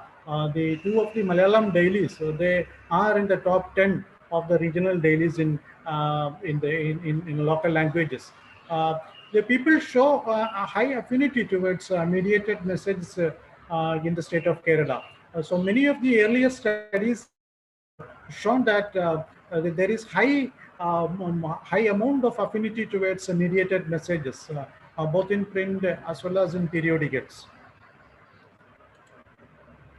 Objective of our study was to study major trends in reporting of specialized popular Malayalam health magazines. Though there are 5 or 6 popular Malayalam magazines, we took only 2 magazines for the study. So another objective was to analyze the importance given by Malayalam health magazines for different categories of content. To examine the factors which determine the thematic selection of various issues of specialized magazines was another objective. Based on these objectives, so we have formed a kind of methodology through which the magazines could be studied. The content analysis of magazines, namely Arogya Masika by Madhubhumi Publications and Arogyam of Malayalam Manorama Publication was done. There was an expert interview was also carried out. The editors of both the magazines were interviewed telephonically. The Arogya Masika was the first Malayalam health magazine, started in the year 1997. It was a very good beginning for this magazine. Malayalam Madhubhumi publication is one of the most prestigious group of publications in Kerala. They have a leading newspaper, Madhubhumi, which has more than 1.5 million copies of daily circulation. And when they have started in 1970s, 1997, the health magazine, there was a bit of doubt regarding the success of this magazine. But within 5 years of its establishment, the magazine has crossed 2 lakhs of monthly circulation. And Of course, the Malayalam Manorama group, which tops in the publication category, and also they have the leading daily with 2.2 million copies of daily circulation. They have a very good, strong periodical section. Also, they have started. In fact, wanted to emulate the step that was taken by Madhubhumi, and they have started Arogyam Masika in 2004. The sampling was done. It was in fact a purposely kind of sampling. We selected 6 monthly issues of both Arogyam Masika and Arogyam from June to December 2019, and studied empirically the contents of the magazine.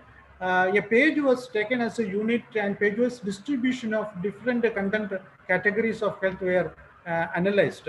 Of course, a qualitative kind of analysis was done later on regarding the design of the magazine, the presentation, and the treatment of stories. Then the another tool was used was the telephonic interview with the editors in charge of the respective magazines were carried out to ascertain their selection strategy of contents and their treatment pattern. So we'll go to the analysis section and also the findings. Both the health magazine, Arogya Masika and Arogyam, gave prominence to health content related to personal care as the major subject matter topic in the magazine. So it tops 34 and 27% of the total news, total space respectively in both these magazines. Personal care, of course, it means matters related to our personal now hygiene diseases which affects individuals, like and also there are certain social issues like how to behave in a healthier manner, and parenting, breastfeeding, such kind of matters top the content category of both these magazines. In the sectional categories of content, special focus features of lifestyle diseases and other disorders were given more thrust by the magazine. The articles and analysis in the magazines were presented in a traditional way of narration, and it used subheadings, informative box items, and pictorial representations. The regular columns were handled by eminent doctors and medical experts in the field, and this was deliberately provided to increase the authenticity of the content. So the leading doctors were given space in the magazines. Question and answer sections were specifically designed in the magazines and treated very well. These columns followed a typical pattern of writing which gave thrust to experience sharing, question and answer session, and analytical narration of special items. Both the magazines had given additional items such as booklets or exclusive guides and incentive like vegetable seed packets along with the issues to promote readership. This was in fact a marketing strategy by these magazines, and they have successfully adopted its marketing strategy. The Arogya Masika magazine has recently conducted a questionnaire survey to understand the preference of the readers. The findings reveal that compared with other health-related categories, people want to read more about lifestyle diseases and allied health issues. Health issues like hypertension, increased levels of cholesterol, diabetes, mental stress, obesity have more reader interest according to its reader. The editor of Arogyam has opined that the layout and design of the cover page is a major factor behind the newsstand circulation of the magazine. The finding of an apt theme, suitable modeling, proper designing, etc. are critical concerns for the magazine production team, and much planning needed to create an attractive cover page. The quality of printing paper and the layout inside the pages also affect the market value of the magazine. Thus, each issue of the magazine is produced to beat rival magazines. So, the conclusion. Health magazines in Malayalam dedicate more than 20% of their total content for presenting information regarding personal care, which include issues on fitness, diet, beauty, mental wellness, etc. Articles, analysis, and columns of reputed doctors and specialists are included. Suitable content presentation styles, which included fast fact boxes, question and answers, pictures, graphics, and photographs, attracted more readership. Malayalam health magazines play a major role in making the selected reader aware about the current trends and practices prevalent in the case of lifestyle-related diseases. The editors of the magazine are much concerned about the credibility of the content they provide and the and they regularly cross-check facts before publication. Thank you so much for this opportunity. I would I would use this my this occasion to thank Professor Dr. Ravi for providing me an opportunity, and also the faculty members of the Department of Communication, Bangalore University. Thank you so much. Thank you so much, sir, for bringing in the perspective of print media and how print media is looking at publishing with health and health sectors. Our next presenter for the evening would be Dr. Apurva Bhutan from the Amity University, Noida. She would be presenting her paper on the role of advertising in promoting health communication. Before Dr. Apurva starts her presentation, I would request again Mr. Muni Hanumappa and Mr. Shiv Kumar to please confirm their presence. Dr. Apurva, we are ready to continue with your presentation.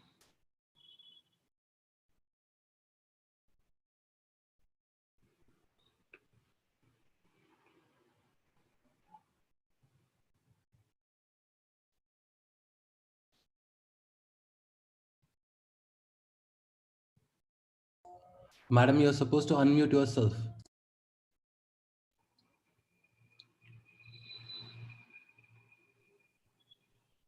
Hello? Yes, ma'am, you're audible right now. Can you please, yeah, thank you. Yeah, I'll just share my screen as well. Yes.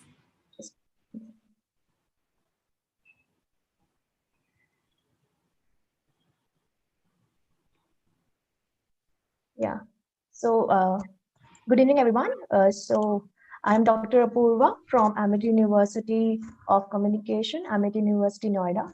So I hope the screen is visible, sir. Ma'am, if you could Yes, confirm. the screen is visible. You can continue. All right.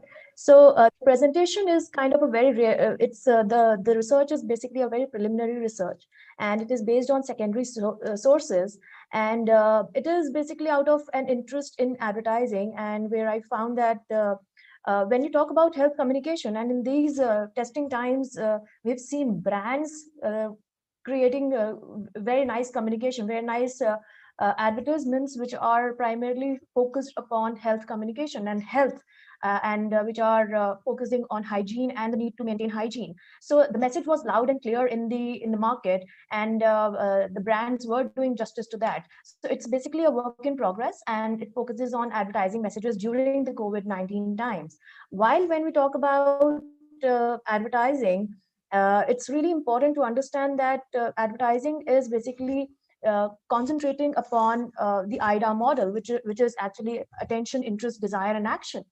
And it is imperative, and it is kind of the perspective is really very focused, where the brands want to create attention first, and they want to create interest, and then the consumer gets interested in testing the product, and then creates the purchase decision, and then buys the product. When you talk about the power of advertising, we have seen in the past that if we talk about, either we talk about polio eradication drive, or we talk about the Swachh Bharat Abhiyan, it has been really, really effective. And the one that really strikes everyone is the advertisement which talked about how tobacco kills, that had Mukesh featuring in, and it was all over the big screen on the 70 mm. So when you talk about a line which is do boon zindagi ki, it is something that strikes everyone instantly, and it has actually stayed along with everyone for a very long time. When you talk about the COVID-19, or when you talk about how advertising started fighting, advertising started creating messages around the COVID-19, and brands started creating multiple content, be it visuals, be it text, be it the radio adverts. So it was seen that as soon as COVID came, and the pandemic struck the country, there was a barrage of fake news, and this fake news really created a turmoil across through the digital media platforms, and there was a menace of forwards, and people were forwarding information without cross checking them, without fact checking them, and this created a lot of hassles for the brands as well. So the first objective of the brand was, like, if you see one example here is the Dettol ad, which actually pointed out that it fights coronavirus, while people started questioning how Dettol could write coronavirus while it was never in the scenario in 2019. So it was fact checked, and it was said that coronavirus existed since long, but it was just the novel coronavirus which was new. So this was fact checked, and it was brought across everyone, and this somewhere spurred the purchase of Dettol as well, because people started feeling that Dettol fights coronavirus, and it stuck with everyone instantly. So advertising is something that is very important, and so the first aim or the first target of all these brands was to fight misinformation and the infodemic, which was actually like black, which were actually like black clouds around the people, around the masses. So brands pressed on the urgency of maintaining hygienic environments and use hand rubs, tissues, and soaps, and brands extended support for each other too, which was really something unusual, because never in the history it has always been brands locking horns with each other. So if you had HUL's Lifebuoy, you would have RB's Dettol locking horns always, and they would drag each other in ASCII, and they would file suit against each other. But this was something which was unusual, where Lifebuoy talked about how in fact, I would be talking about this later, but Lifebuoy talked about that how a person should use soap irrespective of the brand. So, and they listed down the brands. They listed down Lux, Godrej number one, Dettol, Santoor in their advertisement, which was really unusual. So the brand saw it, it also was seen that there is solidarity, there is unity between brands, which was something unusual which came here. While we talk about advertisements, it is important that we also talk about public service announcements. So, and we have all been we have all seen how Ministry of Health and Family Welfare has reached out to the public through its telephonic messages, and it has largely affected and engaged people through its print, television adverts, through radio advertising, and anything, and the digital ads as well. So it has tried to reach out to the audience in a very holistic and a very comprehensive manner, through advertisement. And the advertisements here, if you see say here, see the example of this particular print advertisement, it has a message out and clear.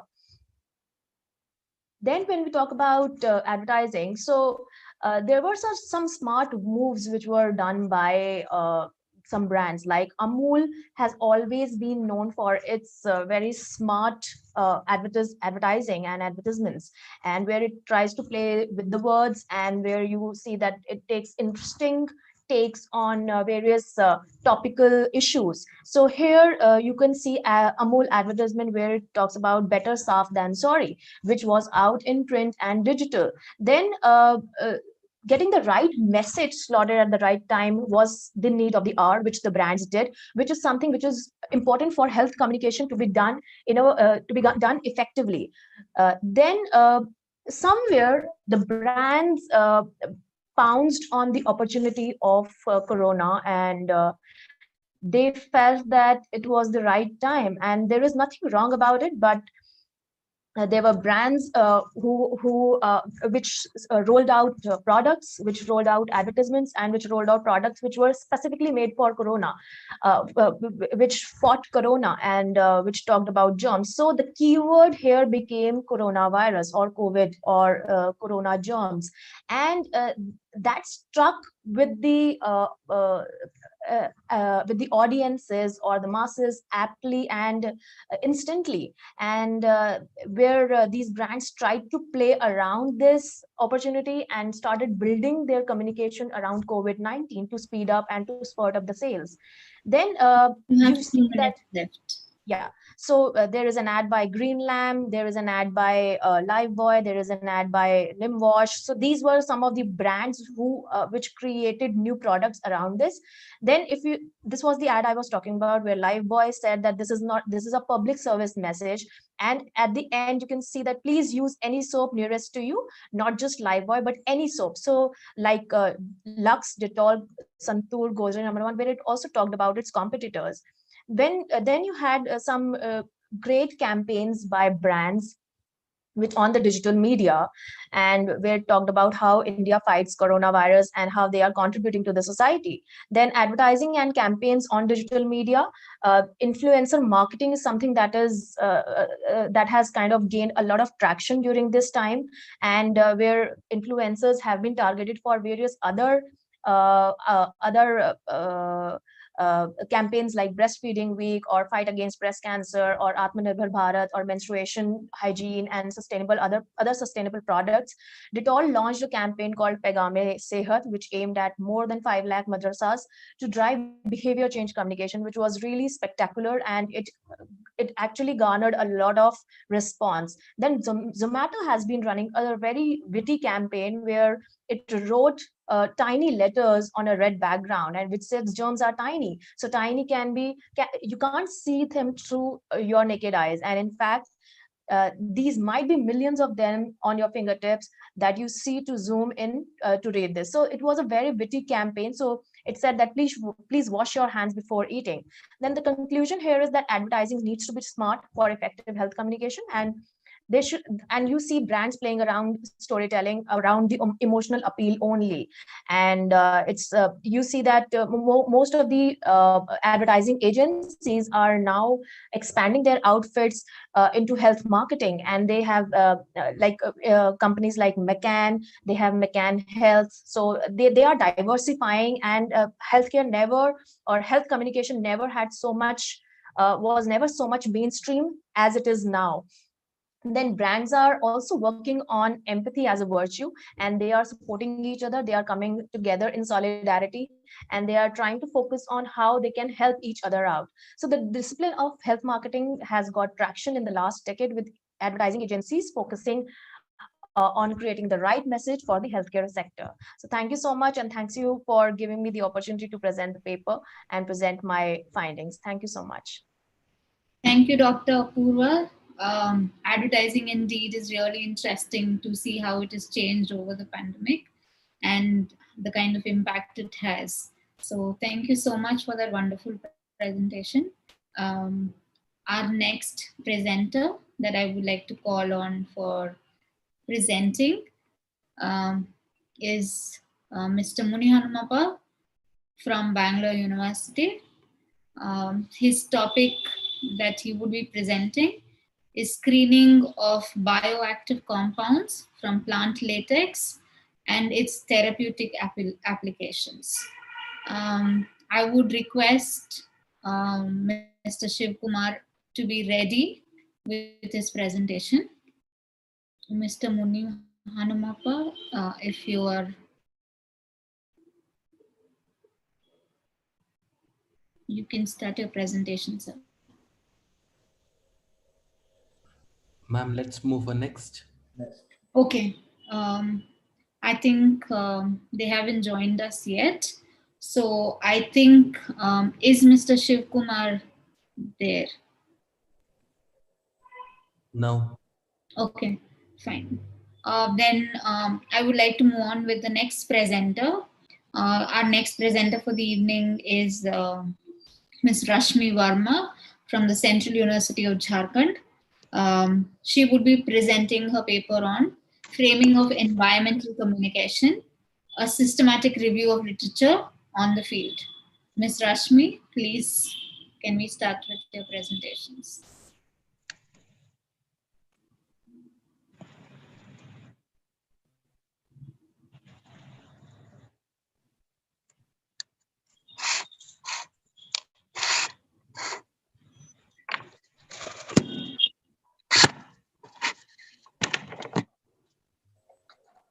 I don't think. Ms. Hello? Rashmi? Hello, Ms. I'm Rashmi audible? here? I'm Yes, audible? yes. You're audible. Can you please turn your video on, ma'am? Yeah, actually, I request you to please keep my camera off for a while because there's no electricity. So I would like to begin with my presentation first of all. Sure. Yes. Please Okay. Now carry on. camera can be like there's electricity. Now it's here. Fine, please. Yes, ma'am. You can continue. Your presentation is visible to us. Okay. Camera also you can on if you want. Like it's here. Light is here. No, you can start your presentation, ma'am. We can see your presentation. Okay. So good evening, one and all present here. So the topic of my presentation is framing of environmental communication, a systematic review of literature on the field. I hope my presentation is visible and I'm audible. Yes, ma'am. Your presentation is visible and you're very clearly audible. Okay, thank you. So the key areas of like my topic is framing, environmental communication, and systematic review. So just to give you an overview of the topic, like the framing, the meaning of framing is mainly that framing is all about how something is presented to the audience influences the choices people make about processing that information. And environmental communication, all of us are aware, although we are today we are discussing about much about health communication, but environment is again a kind of associated area. So environmental communication refers to the study and practices of how individuals, institutions, societies, cultures perceive, craft, distribute, understands, and later disseminate about environment. And systematic review, which is the method I had incorporated for my study, is a review of clearly formulated questions that uses systematic and reproducible methods to identify, select, critically discusses all relevant research, and it is mainly about collecting and analyzing data from the relevant studies. Okay, to begin with the idea that I would like to tell you that framing as a theory has a rich tradition in communication studies. So it has been studied multiple times in various framework, like in cinema studies, we have seen multiple time framing studies has been studied from different perspective. But when we study framing from the perspective of environmental communication, this is something a new and novel area.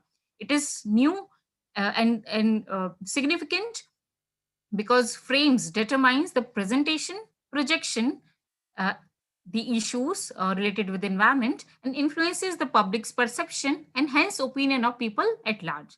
So this paper is an attempt to explore framing traditions in the discipline of environmental communication, especially in the last 2 decades. And the systematic literature review method is used to synthesize the available literature on the field of environmental communication. Relevance of my study is mainly we know that in the today's changing global scenario where matters related to the environment are reaching to the center stage, it needs our all attention without any deferral. Can you please give me a second? Okay.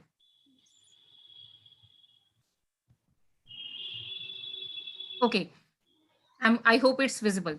So media, we know, I was listening, attending all the presentation, and in the beginning, in the very first presentation, Dr. Nagaraja has said that media triggers scientists for sciences.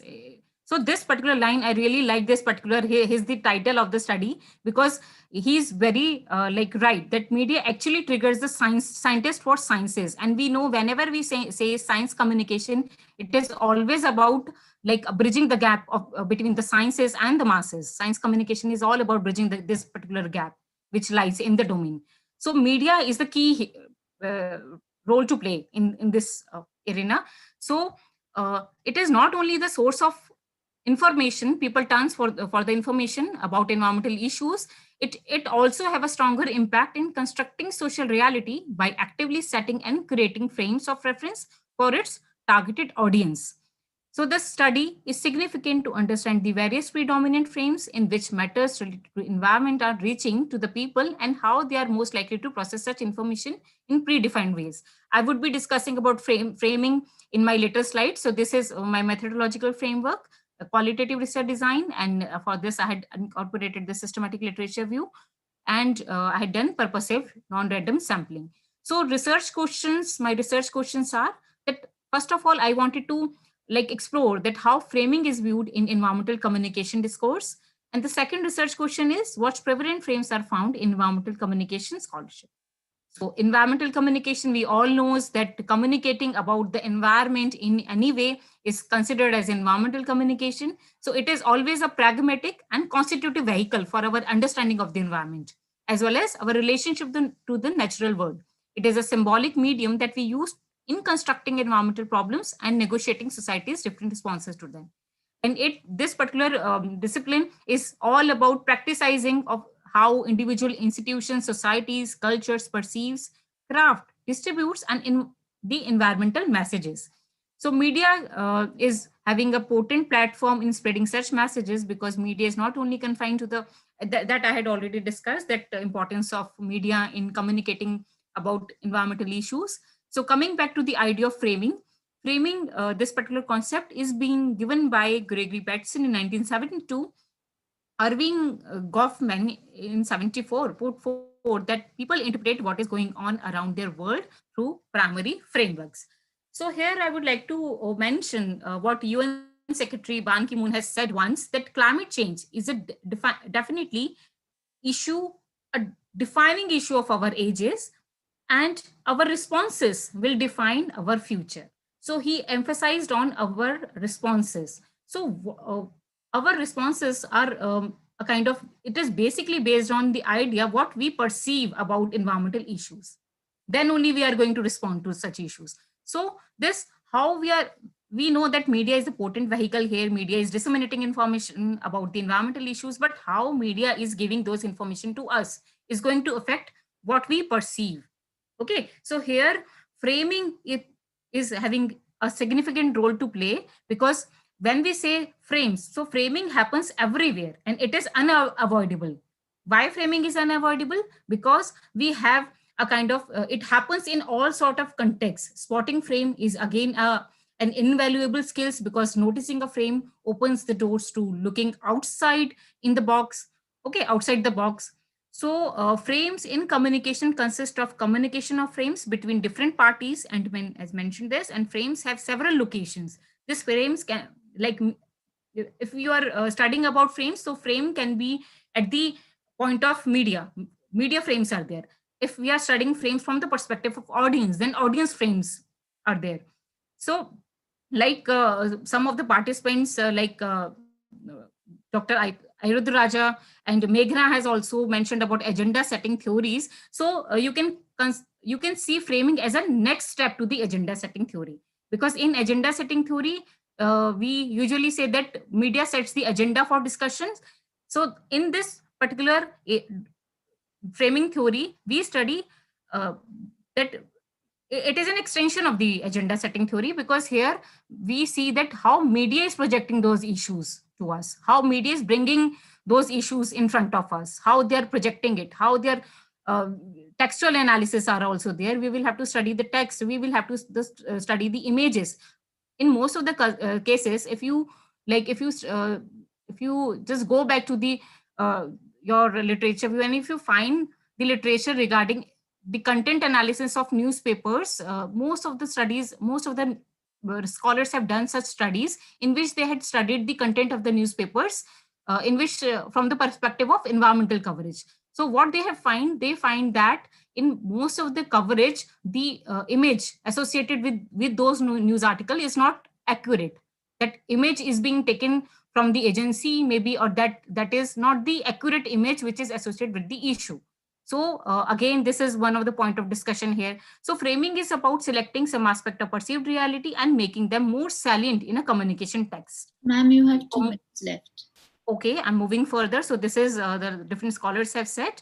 So in my for the purpose of research, for research questions 1, I have taken these scholars, and for research question 2, I have studied these scholars. So this is literature review. I'm just skipping few points, but here, like in this particular research, framing European politics, a content analysis of press and television news, Semetko and Valkenberg has identified 5 frames, like attribution of responsibility, conflict, human interest, economic consequences, and morality. So not only Semetko and Valkenberg, there are a number of other scholars too, those who have identified different frames in environmental communication, like conflict frame, Patterson's, Germany, and Newman has identified it. Iyengar, though Iyengar studies is like he has done studies in 90s. He discussed it about the thematic frames and episodic frame. Iyengar talks about these two basic frames. Human interest frames is being identified by Newmans and Bennett. So, like what the crux of the story is, the highlights are basically what we need to think here about.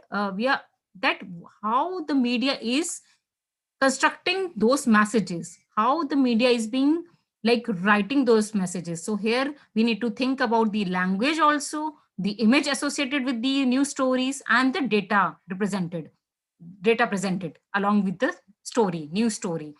And again, that not only the news story, not only the textual analysis, apart from the textual analysis, we need to think about the images associated with those stories, how the visual representation is being done, and in what context, because we know that we are communication scholars, and context is something which very important when we study about Heraldi Loswell's model, who says what in which medium with what effect. So whenever we study about the effect, this all these things plays a major role here. So there is one picture in front of you in which it is like most of the time we hear such messages that we need to save the earth. But why we always say that we need to save the earth? Actually, it is not only about the earth, it is about us. Because if we will have to save us and our future generation, so we will have to plant a tree or plant a sapling. Fine. So whenever you are using this key term that we need to save the earth, please just recall my presentation, and you please, because it is not only about, this is the idea of framing, that how we are framing. When we say na, save the earth, so all the concentration goes to the earth, that that we will have to do it for the sake of earth. No, we will have to do it for our sake, for our future generation's sake. So like I end my presentation here. Thank you. Thank you. The Yes, organizers. Yes. okay. I'm sorry for cutting you off. No, Thank you ma'am, so please go much. ahead. Thank you so much, ma'am, for that really interesting presentation. I would surely remember that saving the earth is also putting yourself before you're saving the earth. Actually, thank you for that message. Thank you, ma'am. Vasundhara, ma'am. I just wanted to add one more thing because Apurva has given a wonderful presentation on misinformation in health. So I would like to add here, there is a lot of misinformation and disinformation in environmental messages too.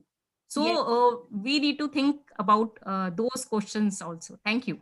Thank you so much for bringing in those ideas so that we can ponder about them in a larger context with a lot of discussion in the same areas. Thank you again.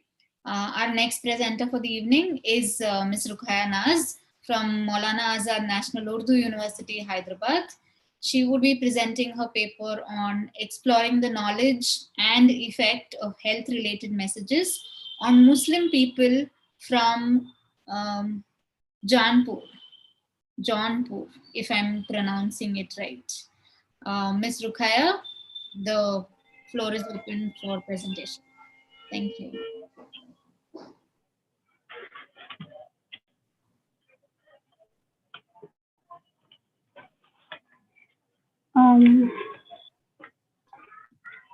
Good evening to all. Am I audible to all? Yes, ma'am, you are audible. Okay, ma'am. Ma'am, I'm trying to connect my presentation, but I think there is a problem. Just give me 1 second.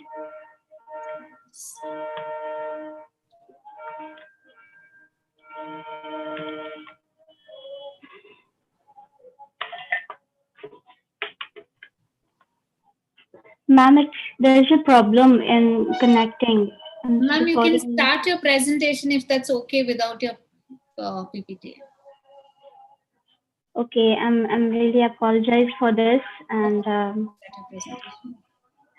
okay, thank you so much. Thank you so much for giving me this opportunity for presenting my paper. And so I'm now starting my presentation. My title is Exploring the Knowledge and Effect of Health Related Messages on Muslim People of Jaunpur. Ma'am, Jaunpur is the district, one of the district of Uttar Pradesh, and I'm from Jaunpur actually. And this topic is related to my PhD work. So we can say that this study is based on my PhD work, and all the data is primary data. So um, uh, if I can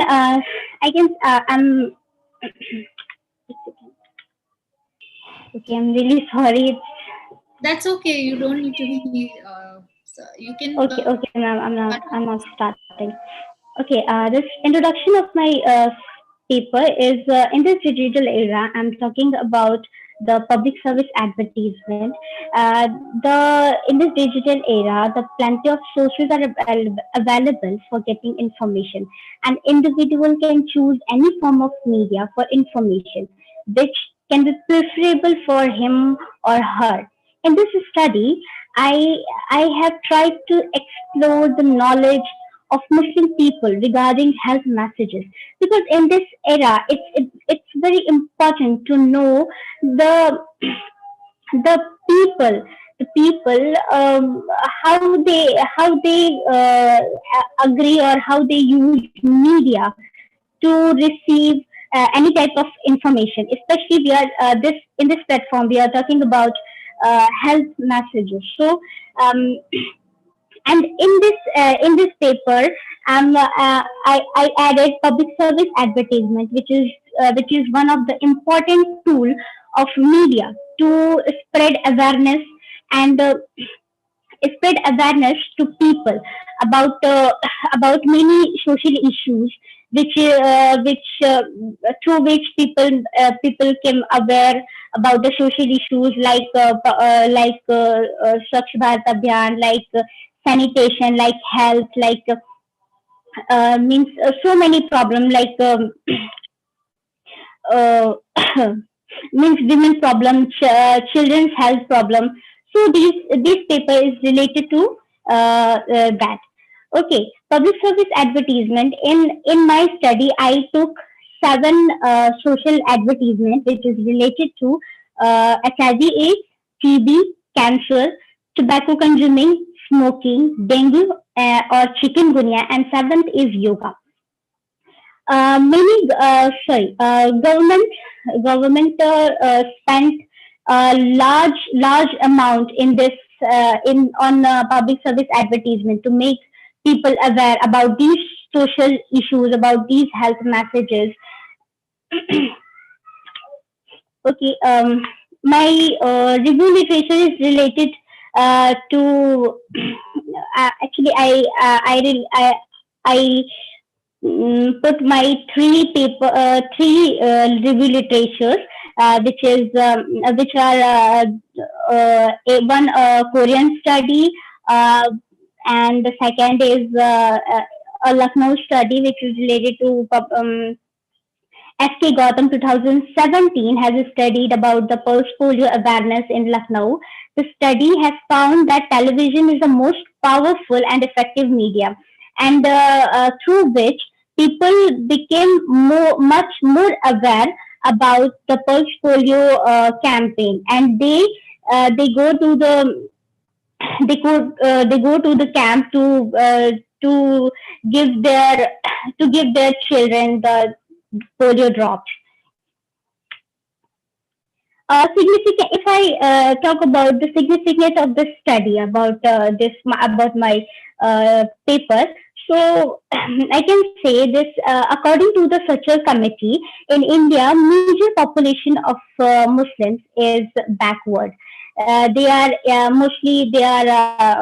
very backward economy. They are very backward in literacy. They are very less literate, and conditions are very bad, and health issues, malnutrition, and because somewhere they have a huge family, so lots of problems are there with them.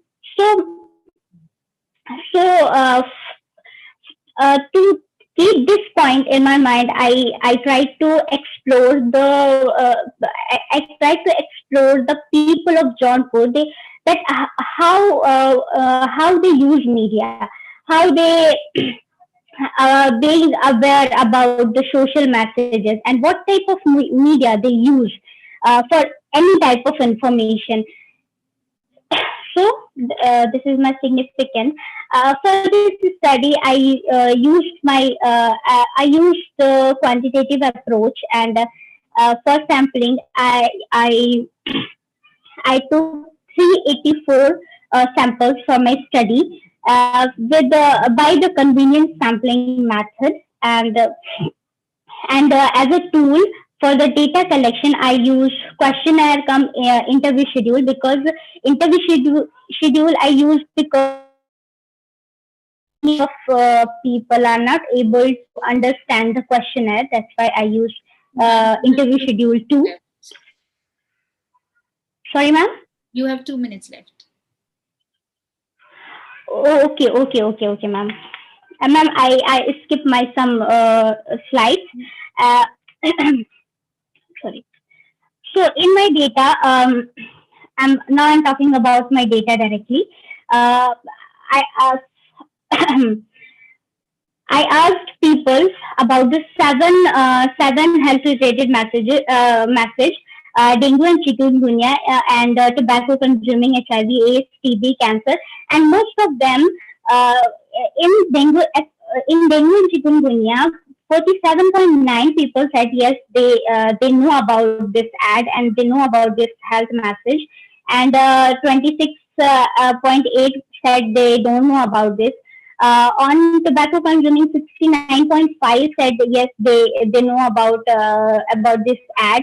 On HIV AIDS, only 31.1% said that they know about this HIV AIDS, and 43.8 people said they don't have seen any message regarding this HIV AIDS. In TB and cancer, um, it's much like 46 and 58% said that they have seen this ad. And in smoking, 69.8% people said that they have seen this ad. In yoga, many very less people have seen ad related to yoga. So, and after this is the exposure. This is the exposure of how many people have seen this ad. And when I talk about the effect of these advertisement or health messages, so 24.7 people prevent their area from water accumulation after watching social ads of dengue and chikungunya, and 48.2% were not, means they don't means pay much attention on these things. Okay. Only 11.7% respondents believe that tobacco campaign is effective in their society. 52.9% respondents said they advise other people not to consume tobacco after watching PSA, public service advertisements.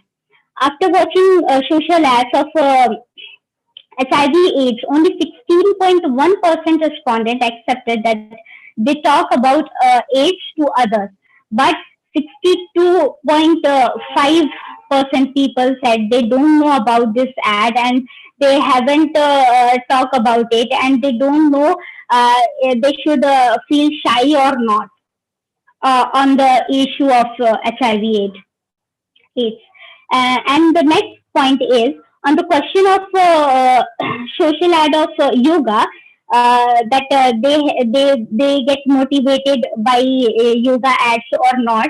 So 64.3 said they don't see, and they don't they didn't motivated by them. and they don't talk about anything. That means they have no interest in yoga, but through public service advertisement and other mediums,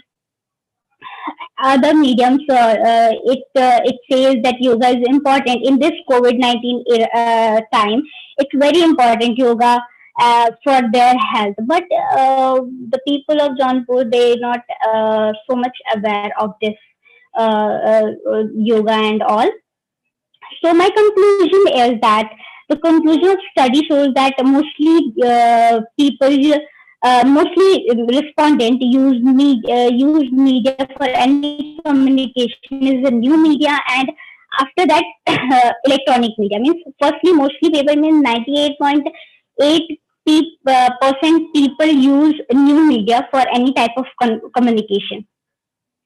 Second is the study concluded that the respondents have knowledge about the most of the health messages except HIV/AIDS and yoga.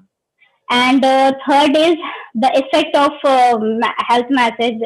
I said is very less. Mostly people believe that they see very less effect on the people.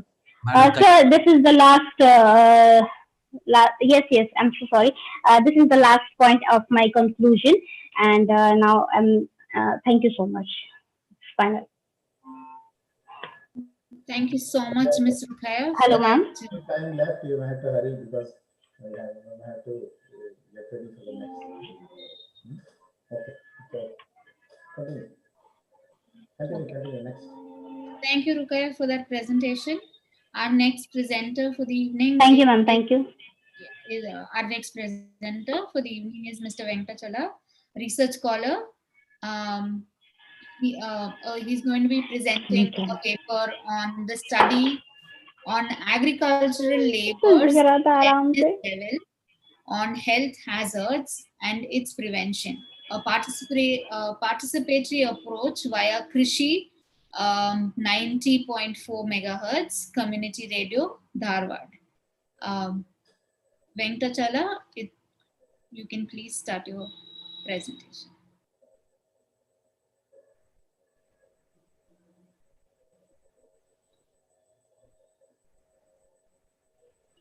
Ma'am, kindly move to next.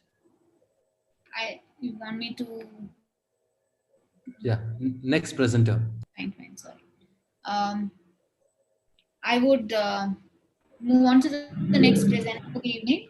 The next presenter for the evening is presenters for the evening is Mr. Manjunathi and Professor N. Sanjeev Raj from Bangalore University. They will be presenting a paper on science communication with respect to health in mass media in the wake of COVID-19. And you can please start the presentation.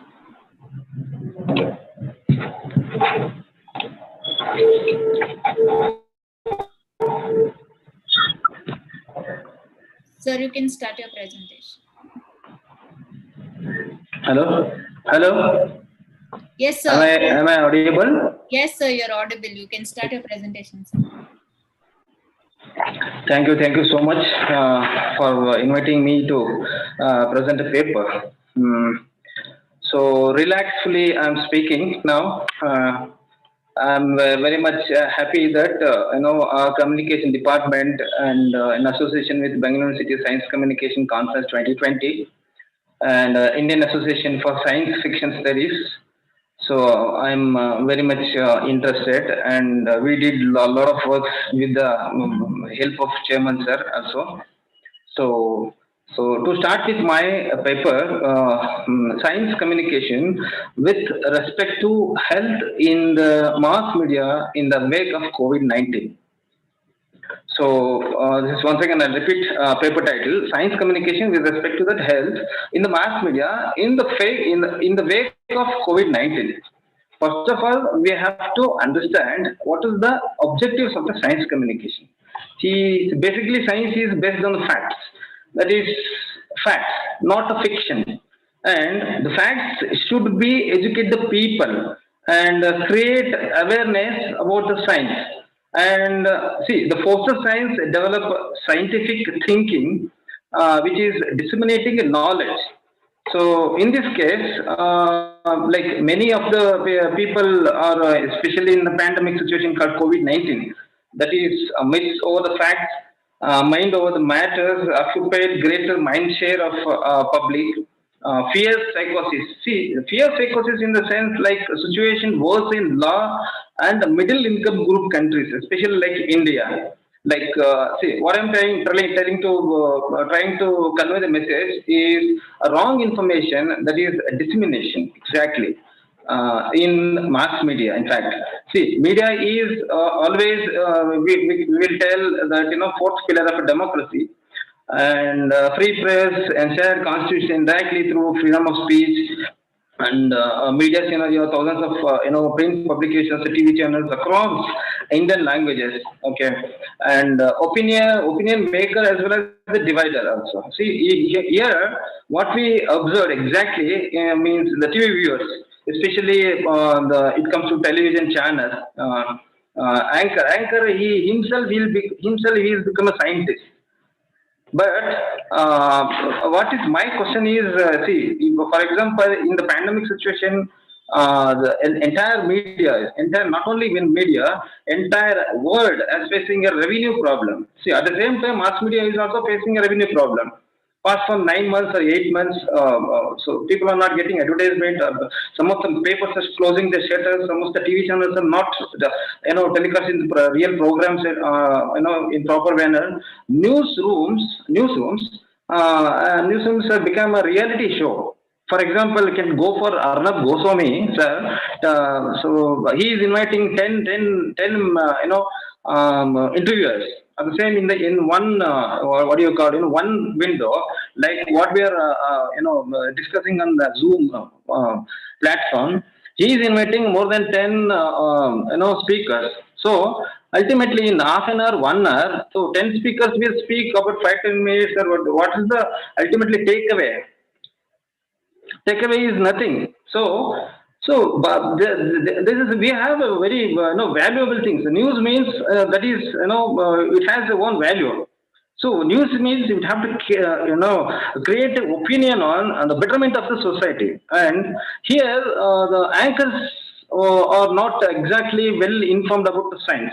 This is my strong objections, especially transformation of mass media in Indian society. Already facing several challenges in the view of poor revenue. Okay, and of course it is the Hindu and the Deccan Herd and Times of India. They'll write, saying there are some science writers also. They'll contact senior scientists. Like yesterday, we have a wonderful interaction with Dr. C. N. Manjunath sir. He has explained very neatly, very clearly, whether a common man can understand what about the COVID-19 and facts about the science. And he's not sensationalization any information. So whatever the information he wanted to share, he has shared very clearly, and the message is very clear. And here, so only selected publications and TV channels practice science communication objectives. As I said, science news verification, rate of low on that thing. So poor understanding of science in in media houses is also a problem. So science communication standards and it has a practices in absence. So you should not sensationalization of the news means, so Mahamari something like that, this is like solar eclipse is coming. Solar eclipse it is coming, so nobody can eat. There will be a time slot. So what time you have to eat, what time you have to not eat. You should not drink. This is I think you should contact before telecasting these type of news with the experts. With the experts in the sense science. See, solar eclipse is happening in science. It's a natural process. Okay, and so this news become something like fear psychosis.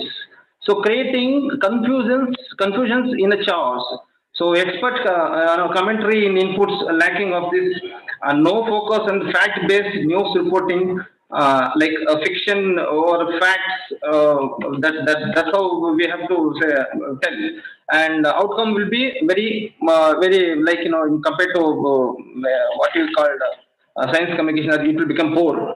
in major streams called television channels or the cable channels, and promoting myths, no fact checking immediately, and the media viewed with the suspicious, and moreover, strongly we will lose the credibility because of because of the miscommunication. Okay, and weaker dissemination of news is also once again the problematic. So with this 2 minutes. information, Sorry. yeah, okay. My recommendations to for my study is media should give importance to science communication and facts over myths. Follow science protocols, especially and practical in disseminating information. Appoint science editors because you are delivering a science related information to the common public. So we need a science experts, and at the same time we need a appointing of science editors and journalists with science background, and moreover involve scientists, experts, subject matters of especially in a pandemic situation called in the COVID. And please avoid sensationalization of news and focus on educating readers, especially readers and viewers. Build scientific temper among audience. Finally, contribute yourself to health science communication. That's all. Thank you so much. Thank you so much, sir, for that really nice presentation. Thank you. Our last presenter for the evening is Ms. Tejaswani Devkumar. She would be presenting her paper on mobile train radio communication. Ms. Tejaswani, the floor is open for your presentation.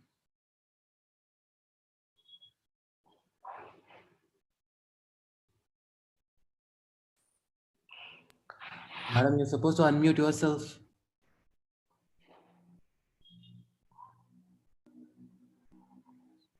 Tejaswani, are you there? Am I audible? Yes, you're audible. Can you please on your video, please? Yeah, my video is on, audio is also on. Am I? No, yes, are you able to see me? Yeah, we can see you. We can hear you too. Please carry. Yeah, thank you so much. Good evening, one and all. Respected Ravi sir, honorable guests, Vasundhara madam, Shailashri madam, and Sanjeev sir. First of all, thank you for giving me an opportunity to present this paper. I won't take much of the time. I will start off with the paper. So my topic for today is mobile train radio communication. So here is the introduction for this. Each mobile uses a separate temporary radio channel to talk to the cell site. One second, please cut the call. Each mobile uses a separate temporary radio channel to talk to the cell site. The cell site talks to many mobiles at once using one channel. Per mobile channel, use a pair of frequency for communication, one for transmitting from the cell site for the forward link and one for the frequency for the cell site to receive calls from the users, the reverse link. Communication between mobile units can be either half duplex or full duplex. In case of half duplex, transmit and receive communication between the mobile units are not at the same time. That is, talking and listening cannot be done at the same time. In case of full duplex communication, transmit and receive communication is at the same time. That is, one can talk and listen at the same time. When communication between mobile units are within a cell,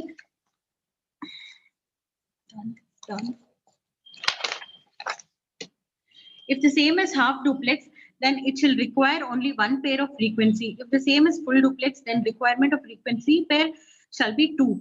When a mobile unit is communicating with a mobile unit outside the cell, then the requirement of frequency pair shall be 1 per cell for both half duplex and full duplex communication. Hence, the system resource are utilized more if the mobile units communicate with each other if in full duplex mode. Present day scenario of mobile chain radio communication. A choice of mobile system for a setup is governed mainly by the following facts. First one is the coverage area, number of subscribers to be catered, frequency spectrum available, nature of the terrain, type of application, that is voice of data or both, integration with other system, future technological migrations capacity, cost of the system. Railway Mobile recent day requirements. The train mobile systems present day requirements are just not voice transmission, but also along with the voice system shall be capable of handling data also. Typical applications for the modern train mobile systems are mentioned below. Text and status message transmission, automatic train operations, critical alarms, train status and alarm information, passenger information system control, train passenger emergency system, and closed circuit PV system. So I made a very short presentation as there was no time. So with this, I conclude my presentation. Thank you so much. Thank you, Tejaswini. That was a really short and crisp presentation. Yeah.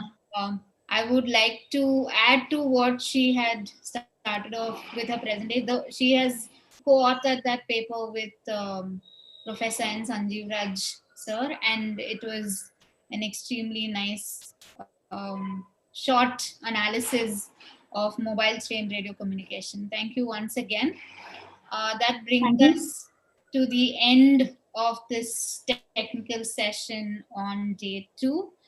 I appreciate all the presenters for today. Some of them could not make it today to present the paper. I hope we could see you sometime soon. Now, to conclude the session, I would like to call upon the chair for the session today, Professor B.K. Ravi, to conclude the session with his concluding remarks. Thank you and have a great evening. Good evening, everybody.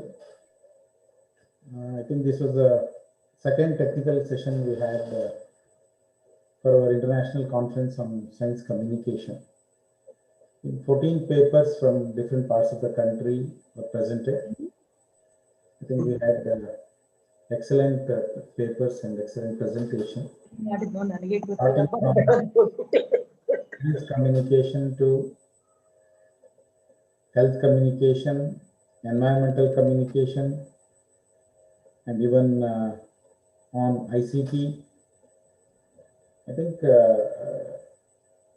papers from different research topics were presented. It was really, I think some of the scientists also made their presentation, and some of the specialists from the field made the presentation. I think it was really an excellent session.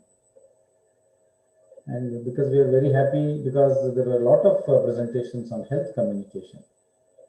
I think Bangalore University Department of Communication, we were the first to start health communication in this country, where we offered an optional paper at our postgraduate level, at our MS communication as one of the optionals, which had a lot of demand for health communication. But unfortunately, later on, it was not given so much preference. And again, because of various developments that has happened, health communication it is drawing attention globally. I think in the coming days, we have quite a lot of demand, and we need quite a lot of experts who can work on health communication.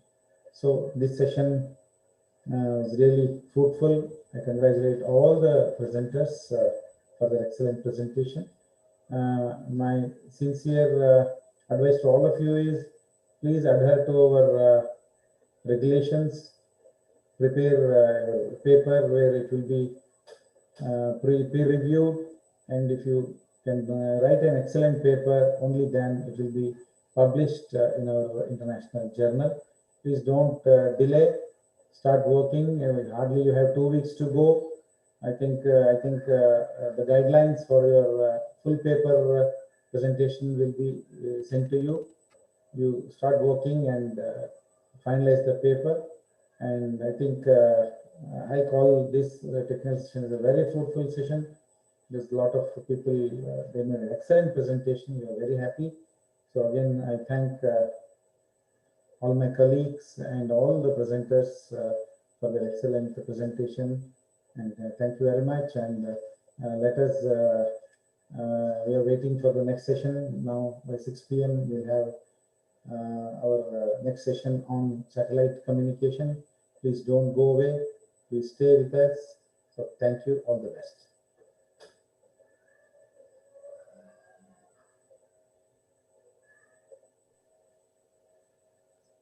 With that, we come to the end of the technical session of the day 2 of the International Seminar on Science Communication. Stay tuned for our 4th session, and we will be starting shortly, sharp at 6 p.m. Thank you.